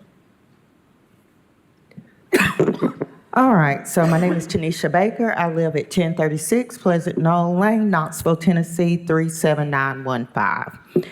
And I want to preface what I have to say today with, I'm standing here in the role of just a community member one that loves East Knoxville, one that resides in East Knoxville. And I have found that for a lot of issues, there's always a challenge and an opportunity. I seek to find a meet in the middle. So what I'm going to offer today are really just some seeds of thought, some things to think about as we make decisions regarding East Knoxville. I have found in my experience that East Knoxville over the years, and I am born and raised, has gone unattended and under-resourced at times. We kind of have been in the shadows of revitalization and investment, although I see some movement and momentum and changing in that direction, which is why I'm in favor of anything that is going to create an asset in East Knoxville. However, that asset has to be beneficial to the residents. So that's what I want under consideration, that there is equitable distribution of the benefit of any asset in the community. So in reviewing the redevelopment plan, I see a long overdue opportunity that brings long-needed attention to a historic and culturally rich part of our city. But intention matters. The rewards of this investment must be equitable, meaning ensuring that local residents and longstanding community members are not just aware of the plans, but they benefit directly from them. So I'm asking, as we move forward, and I am in favor of change and investment and increasing property value, all of those things, but as we move forward, we need access. I understand that access is power. So I want to distribute some of that power throughout the community and asking for ongoing and meaningful engagement. East Knoxville deserves a seat at the table every step of the way. We are longstanding and have a huge personal historical investment outside of just the economic investment. So I'm speaking today because I understand that change doesn't happen in silence. Progress doesn't wait for permission. So my hope is that everyone involved in this process will honor the legacy and lived experiences of the generations who caused East Knoxville home. And it looks like I have a couple of more minutes. So in that, and I'm not sure where this falls, there are some discussions that I have read about concerning the Tennessee Valley Fair, and I believe it's the East Tennessee Valley Fair, and its benefit to East Knoxville. Oops. And did I do that? Yeah, I don't know. It didn't. I don't know. It was a gremlin. Wasn't me. All right. So for years, I've been kind of concerned about the true economic benefit of having the East Tennessee Valley Fair in East Knoxville and the intentions for that. I have noticed that there are scholarships, and I have worked with students in East Knoxville for many years, and we have received a very small percent, and actually I don't know of any, but I'm just going to give benefit of the doubt that we received a small benefit of those scholarships. I've looked at the competitions that were there. A very small percent of them are culturally relevant and inclusive of East Knoxville residents. And in the overall exhibits, there's not a lot of cultural relevance. And so while I understand that for 3% of the year, there is an entertainment opportunity that might not otherwise be afforded, I'm thinking that we can put our heads together and think of how to offer that same entertainment, that same benefit, that same exercise to residents of East Knoxville in a way that is more inclusive and represents the citizens in that community. Okay, thank you. Thank you. Council members, that concludes people who've signed up to speak to this item. I just, as a reminder, back in October of 2024, you approved a resolution requesting KCDC to draft this redevelopment plan along the Magnolia Avenue corridor. And this was a result of that request. So as I've said before, it is East Knoxville's time to shine, and this plan is part of that puzzle. The goal of this plan is to encourage public-private partnerships and investments in new projects. The plan will utilize existing tools like pilots, TIFs, facade grants, historic grants, and other state and federal funding sources to support private investment. So I appreciate KCDC's work on this. I appreciate Chief of Urban Development and Design, RJ Justice and her team for working really hard to get this done. And I think it's very consistent with council's wish to redevelop on the corridors, particularly in a part of town that needs our investment and attention. Councilmember Helsley. Yes, is Mr. Ben Bentley here? I have a question for you, sir. Sorry. As fast as you can move. Just kidding. So when you had the public hearing back in April with the property owners and residents? That sounds vaguely familiar, Does that sound familiar to you? Yes. Okay. Well, since I wasn't there. Yeah. Could you tell us how that went? Yeah, there were about 20 property owners from the area. So as part of this process, we mailed out over 500 individual postcards just notifying people that own property in the district. All the comments were what you would expect. Is this going to affect our taxes moving forward? No. Are there flexibilities enabling people to acquire land, to utilize incentives to either build a business, to invest in their property? Yes. So it was all the normal questions, but overwhelmingly positive feedback about the plan, because I think most people that have owned property in that area for an extended period of time want to reinvest in their property, but they also want some assurance that the entire area is gonna come up in the process. So that was a little bit of the gist there. Thank you so much, and thanks for the history of East Knoxville for whoever did that. I'm pretty old, but I never went swimming in that lake. Me neither. I know, I'm just saying, I don't know, that was in 1913. Since you tell me I'm old all the time, thank you so much. Thank you. Vice Mayor Smith. Thank you, Mayor. I just, Mr. Bentley, while you're up here, I think I sent over my question for the day. TIF dollars don't come before council, as being familiar with the South Waterfront TIF.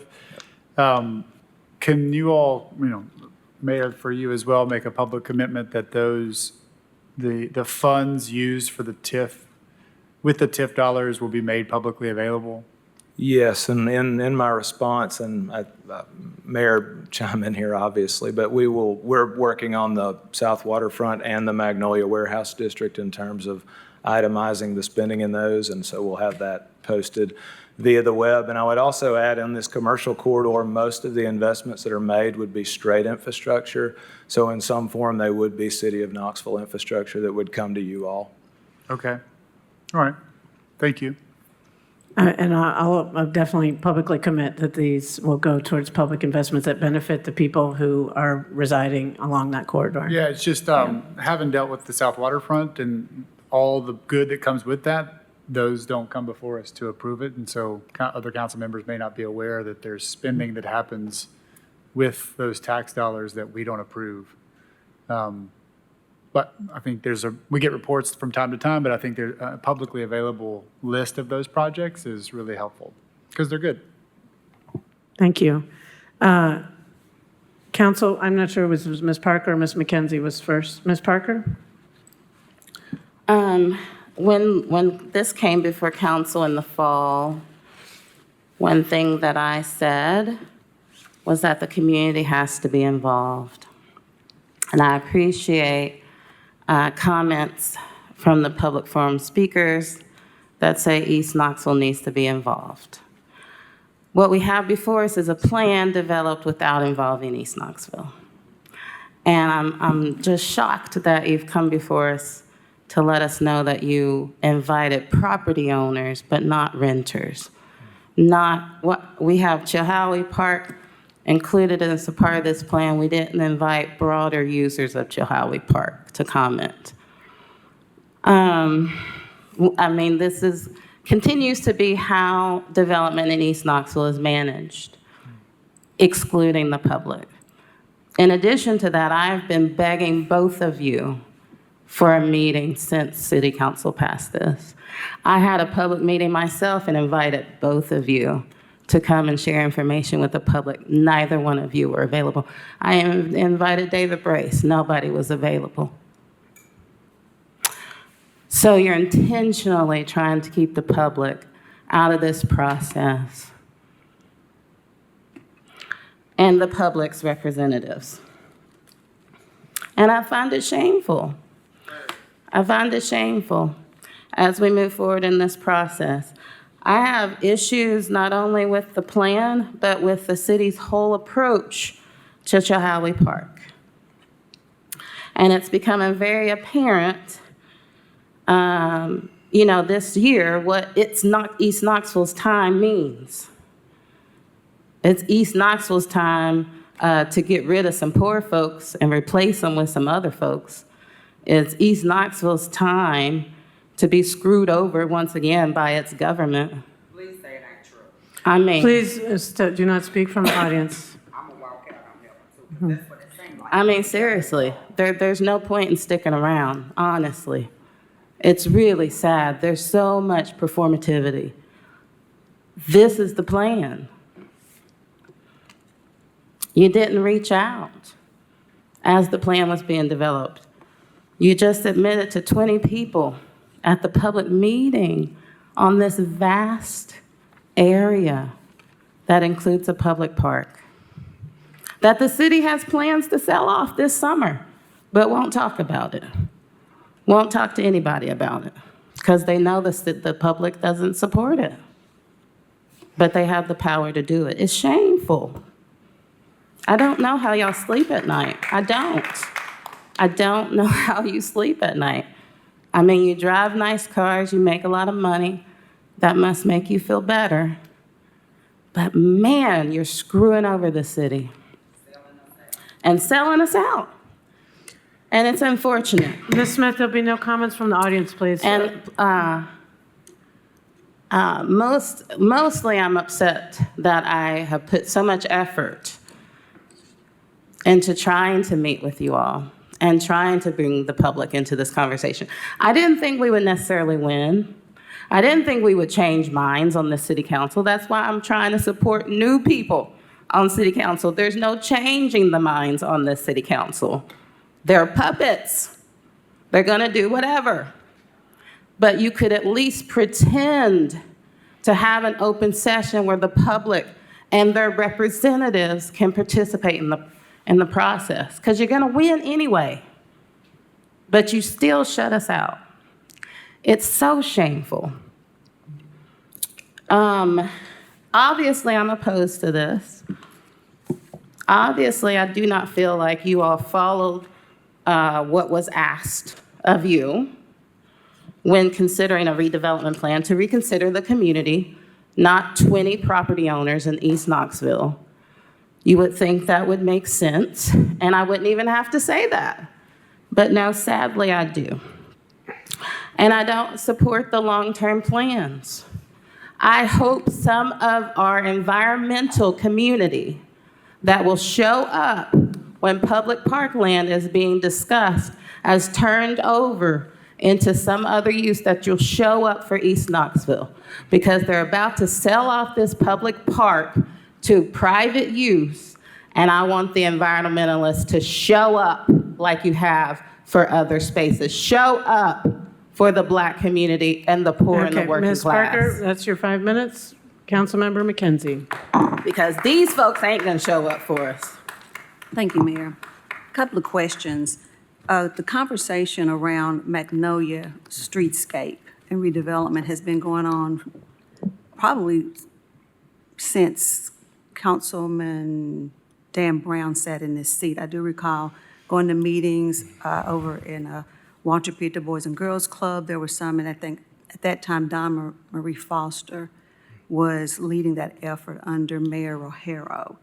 Were any of those comments and conversations taken into consideration for this plan? It was my understanding that is correct, that this is not in a vacuum. That is correct. There is a long history of conversations and community planning that have been taken into account. And I would also say one of the most logical outputs of this, obviously any district with tax increment finance, the property taxes in the area, the value of the land is going to have to grow before you can utilize that tool. But it's very logical that infrastructure improvements that support economic development, that support commercial activity on Magnolia, much like the Magnolia streetscapes would be some of the first infrastructure investments that are made. So I think not only did we take that history into account, but looking forward, that's a very likely outcome of this plan. Absolutely. And again, as it relates to Magnolia, I'll get to Cherry Park in just a second, but as it relates to Magnolia, that is well and long overdue. We've got buildings that have just been sitting there vacant, that are blighted, so getting that area cleaned up, I'm all in favor of.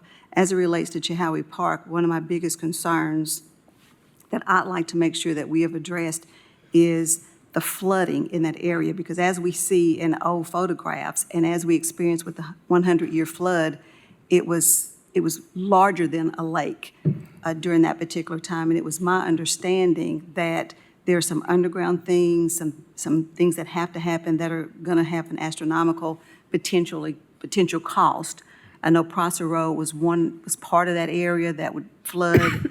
I think when Mayor Brown was in office, he made a huge investment to get that elevated and to address that.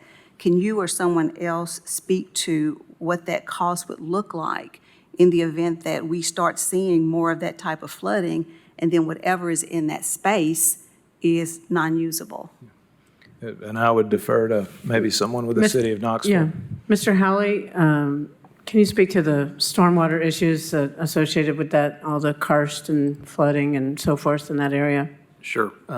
To a large extent, the drainage in this area, it really doesn't have an outlet. Most areas that we talk about flooding, it all drains to creeks. The creeks go out to the river, and so they all drain out. In this area, it drains down to this low point, which is where Chilhowie Park is, and the substrate underneath the ground is a lot of caves, a lot of limestone, dolomite, these areas where water can infiltrate into the ground. At this point in history, it drains at a very, very slow rate, and that's when we see heavy rainfall, that whole area filling up.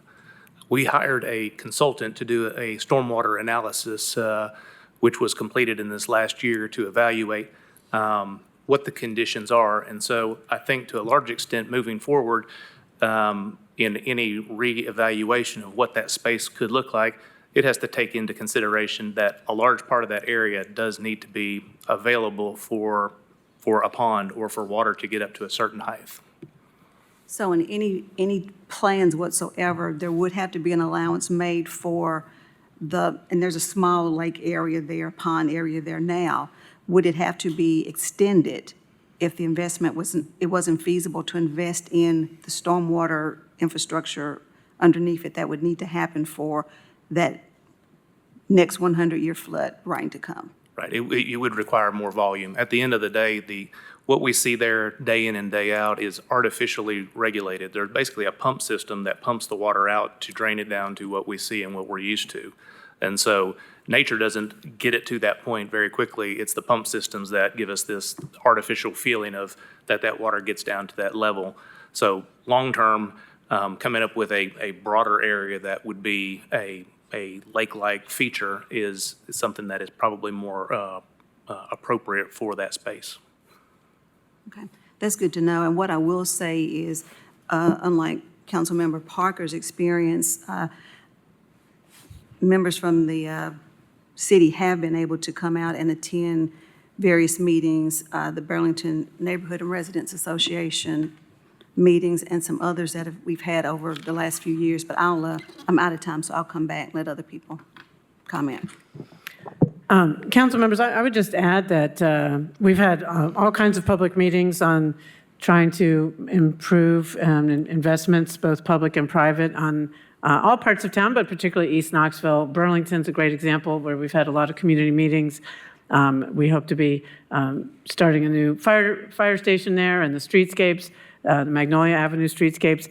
The one reason that this focus is on the property owners is because the tools that this redevelopment area would activate has a particular, is something that property owners can benefit from that also benefits nearby residents. I mean, when we talk to residents in East Knoxville, they say they want places to go, restaurants to go to, places to shop, and nice sidewalks and, safety features and better crosswalks and people to, slow down and, more infill housing, all of these things. So The tools, and I think Ms. Justice can elaborate, the tools that this redevelopment area would authorize are pilots, TIPs, facade grants, historic grants, and other state and federal funding sources. Ms. Justice, could you elaborate a little bit on what this redevelopment, and this redevelopment area is just one additional layer of ways we can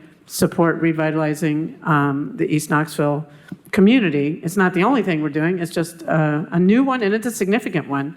So can you give us a little more context? Yes, thank you. And I'll echo what Mr. Bentley said on how we need to first attract private investment, utilize the tools that we have in place, like pilots, to incorporate the things that we need that are key development priorities into public-private partnerships like affordable and workforce housing, retail on ground floors, increasing the economic viability of projects by that public financing opportunity that this plan sets forth in order to leverage the TIF to be available to be utilized on public infrastructure in the long term.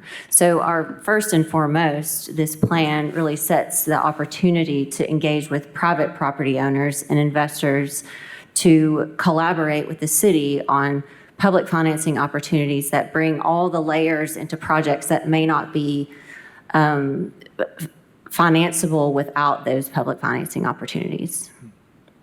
Okay, thank you. Mr. Bentley, did you have anything to add before we go back to Ms. Parker and then Ms. McKenzie? No? Okay. Ms. Parker? Just that we have renters in Knoxville who are business owners. We have folks who own property on the east side who don't live on the east side. Maybe the notice would have gone to their property that they own, but they don't live there. And when you put out a broader notice, you just simply reach more people. And when you try to limit it to who you think has a vested interest in the community, ultimately you're gonna miss people. It makes no sense to me why you wouldn't have a broader discussion with intentions behind redevelopment of the Magnolia Corridor with a broader swath of the community. I find it offensive and ridiculous and bad planning, especially when the majority of folks on that side of town are renters. And are we just following through with the same development plan that we have on the other corridors? Because there are things that we're seeing, especially when we look at Cumberland, that people don't like. So we have to think about, when I think about Magnolia, some of the streetscapes I've liked, some of it makes it difficult to get to certain businesses. And that's the same thing that we're experiencing on Cumberland. And on Cumberland, we at least have a student population that can provide the pedestrian foot traffic to keep those businesses open. But in other parts of town, we're not there yet. We don't have such a pedestrian-heavy community, and so cars still have to be able to get to different businesses or businesses will suffer. So, we just gotta we cannot exclude people from these conversations because of who we think might be a part of that conversation, especially when you're talking about East Knoxville. You might be surprised of who are the folks that are able to actually move some of the development forward in the community. It might be people different than who you might expect it to be. So I'm really frustrated. Mostly I'm frustrated by the disrespect and the lack of even being able to get a meeting. It's ridiculous. It's ridiculous. It's just not only disrespectful to me, but it's disrespectful to the people I represent. And that's not the wealthy in this town. You all know it's the poor. Y'all know it's the poor who come to me and appreciate my representation. And it's consistently sitting at this table when you come before me, it's the poor that you leave out of the conversations. Very casually. They're not a part of these conversations. Well, they might be. You might not have recognized them.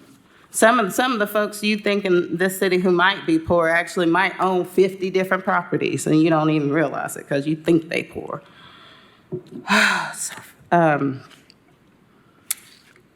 Obviously, this is going to move forward.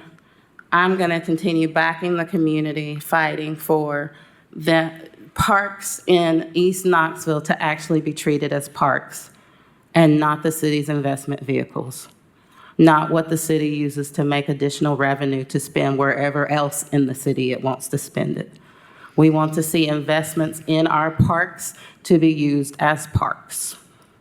And if we see a use of a park that's generating revenue for our city, like the Tennessee Valley Fair, it makes sense if the community gets nervous when you talk about replacing that with high-end condos. Because the community can make a little bit of money parking cars for the fair, but how are we gonna make money off of high-end condos? That's a whole different use of that property. Now, what I've heard from the community is they want it managed like a public park. What I've learned this year is only Golden Gloves at Chilhowie is managed by Parks and Rec. The rest of it is managed by ASM Global, whatever they're called, just like the Civic Coliseum and the Convention Center, where we are making our money. It should be managed like a public park. Chilhowie Park should be managed like a public park and for the benefit of the residents of East Knoxville. And I want residents of East Knoxville, both renters and homeowners, to be involved in those conversations. I've got so many community members engaging in Play Knoxville TN, and really at Chilhowie Park, Thank you, all they can Councilmember comment Parker. on is Golden Gloves, because y'all have got it a part Thank of you, this Councilmember Parker. process, That's your and 5 only minutes. talking to 20 homeowners about Ms. Chilhowie Parker, Park as a that's- part of this process. Okay, Ms. Fugit? Thank you, Mayor. Mr. Bentley, I may need you to answer this question. I'm not sure. I believe back at some point when we talked about affordable housing, we talked a lot about trying to put it on corridors. And I think, I believe Councilman Thomas and I shared some pretty poignant directions to KCDC that we had to quit waiting for people to come to us to learn what the city could do, but that you should proactively reach out to people that owned property on a corridor. I tried to that was suppress going- that scolding that I received that evening, but yes, you did mention I'm that. reminding you of it. Well, it was, but it was to be intentional with people that owned property on the corridor. Yes. Because what we keep hearing is that people, the blight, the non-use, why isn't it being redeveloped? Until it's redeveloped, businesses can't come there. Nobody wants to open a business, make an investment. It doesn't make financial sense. So I believe we intentionally gave direction to reach out to people to let them know that if this redevelopment district were to happen, these are the infrastructure tools that the city could bring to the table. In my mind, that is not all that is going to happen in a redevelopment district, but the meeting you were talking about, I presume, was directed at landowners of record Yes, on the corridor. Am I correct? that is correct. It was Thank you. precisely what you were asking for previously. Thank you. Councilmember McKenzie? Thank you, Mayor. So can my time start over? Thank you. So I'm going to go way back. For people who have lived in Knoxville, or at least over the past 30-plus years, 30, 40 years, when you saw a thriving Magnolia Avenue, and there were restaurants and there were fast food places, there were things to do on Magnolia. Those were jobs for kids in the summer. There were people from the community who worked at those places. And it was a thriving community. It was a community that we didn't have the blight that we have today. And so, believe it or not, there was Wendy's, Burger, I mean, there was, you name it, Miss Winters, there was Mr. Gaddy's. Again, if, like I said, if you've been here for a long amount of time or grew up in East Knoxville, or in Knoxville, period, I know that you used to come to Magnolia because it was thriving. And this is what I want to see happen again. This is what the community wants to see happen again. And how we get there, and again, this is not in a vacuum. These conversations and meetings have been going on, and it was before you. Oh, yeah. Before you were actually here as well. And so, at the end of the day, yes, we made a decision that said, let's make sure property owners get the information. Yes, we have a lot of renters here, and there's another misconception that people have that I saw floating around, and someone came to me about it, is that we, the city, when we are making these investments in East Knoxville and Magnolia, that it's going to drive rental prices up.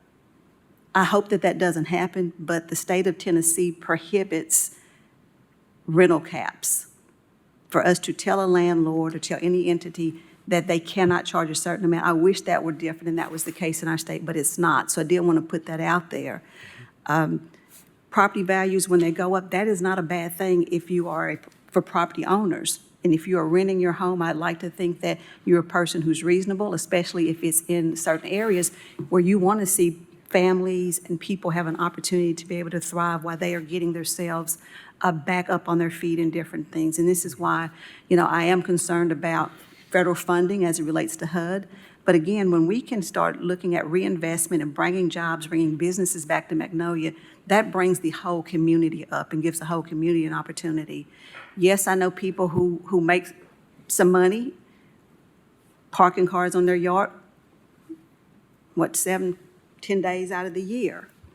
But I would rather see businesses and opportunities where people can actually be employed and be in spaces where it's in their own community or have those options to be able to eat and not have to go down west, not to go to North Knoxville to be able to shop and to eat.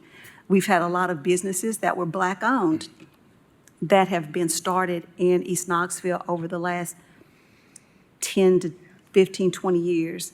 And typically what we see is grand opening and grand closing because people are not intentional about supporting them. And so I applaud the nonprofit organizations and those in the community that are trying to help businesses and people who want to go into business to help them get those plans. But I want to encourage people, support businesses that are on Magnolia, especially those that are Black-owned and they're in our community. Because again, if we're not going to be supporting businesses, especially those that are from the community, what else can we expect to happen at this juncture? And so because of all of those things and because I've seen what Magnolia can be and what it has been and what it can be, the promise of that, I do support this. Thank you. Vice Mayor Smith? I think my question's been answered. Okay. Seeing no further questions, all those in favor, please say aye. Any opposed? Motion carries 7-1. Next item, please. 12AE is an ordinance making and that was withdrawn earlier in the meeting. Ordinance 12AF is an ordinance to amend the Knoxville City Code, Chapter 17, Section 17-210, to authorize automated enforcement systems for regulating speeding in school zones and motor vehicle noise at no direct cost to the city and in support of the city's Vision Zero initiative. Move to approve. Motion made to approve and seconded. Any questions or discussion? Seeing none, all those in favor, please say aye. Any opposed? Motion carries 7-1. Ordinance 12AG is an ordinance appropriating the sum of $1,500 from the Community Safety and Empowerment budget and donating same to Yoke in support of 2 summer adventure camps for youth to keep young people engaged in positive activities over the summer. Motion made to approve and seconded. Any questions or discussion? Seeing none, all those in favor, please say aye. Any opposed? Motion carries. 12AH is an ordinance appropriating the sum of $1,500 from the Community Safety and Empowerment budget and donating same to One Knoxville Collective in support of the East Knoxville Soccer Academy Summer Program. Motion made to approve and seconded. Any questions or discussion? Seeing none, all those in favor, please say aye. Any opposed? Motion carries. 12AI is an ordinance to approve and adopt the fiscal year 2026-2031 Knoxville the Knoxville Capital Improvements Program, including the fiscal year 2026 capital improvements budget, all districts. Move to approve. Motion made to approve and seconded. Any questions or discussion? Councilmember Ryder. Yeah, just kind of a statement for the record, kind of question. I'm assuming there's lots of capital and projects and improvements and maintenance that couldn't fit into the budget? Mr. Rosenberg or Mr. Brace? Like, we're not funding, This is funding our plan that you are yes, adopting. Yeah. right. But if we had lots more money, we'd fund lots more capital projects. This is what we can Correct. afford to fund because we have to Yeah, live we have to within have a our balanced means. budget. That's my question. Correct. All right, just for the record. Thank you. Any further questions or discussion? Seeing none, all those in favor, please say aye. Any opposed? Motion carries 7-1. Okay, public forum, we have two people signed up. First is Larry McAfee. Mr. McAfee, firefighter McAfee, are you present? Anybody see firefighter McAfee here? Okay. Next is John Jenkins. Mr. Jenkins, you signed up to speak at public forum. If you could come to the podium, state your name and address for the record, and you'll have up to 5 minutes to address council.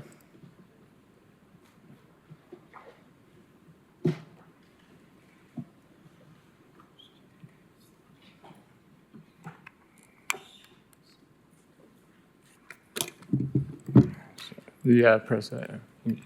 I'm sorry. Hi, my name is John Jenkins, and I live at 4616 Millertown Pike, Knoxville, Tennessee 37917. And I just wanted to make like a general comment. And first of all, I just wanted to say thank you for your all's time hearing me out. This is kind of my first time doing this.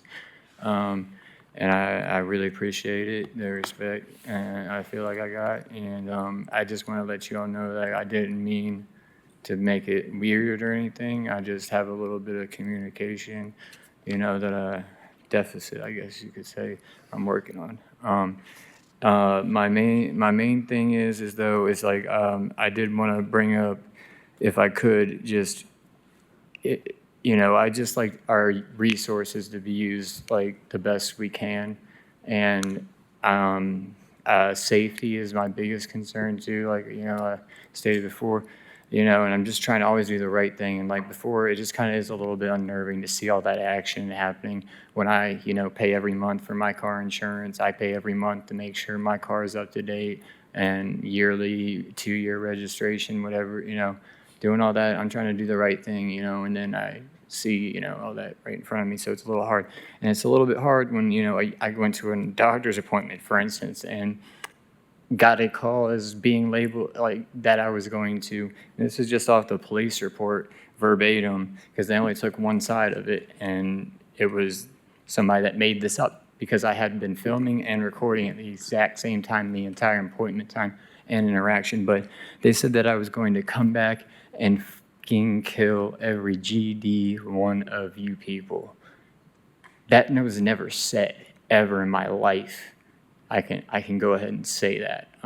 They just got mad that I was videotaping and probably thought I was one of these, auditors online that come in and make issues or whatever, or whatever they think, but I was just a little bit upset that my mother was sitting there and telling me she was in so much pain.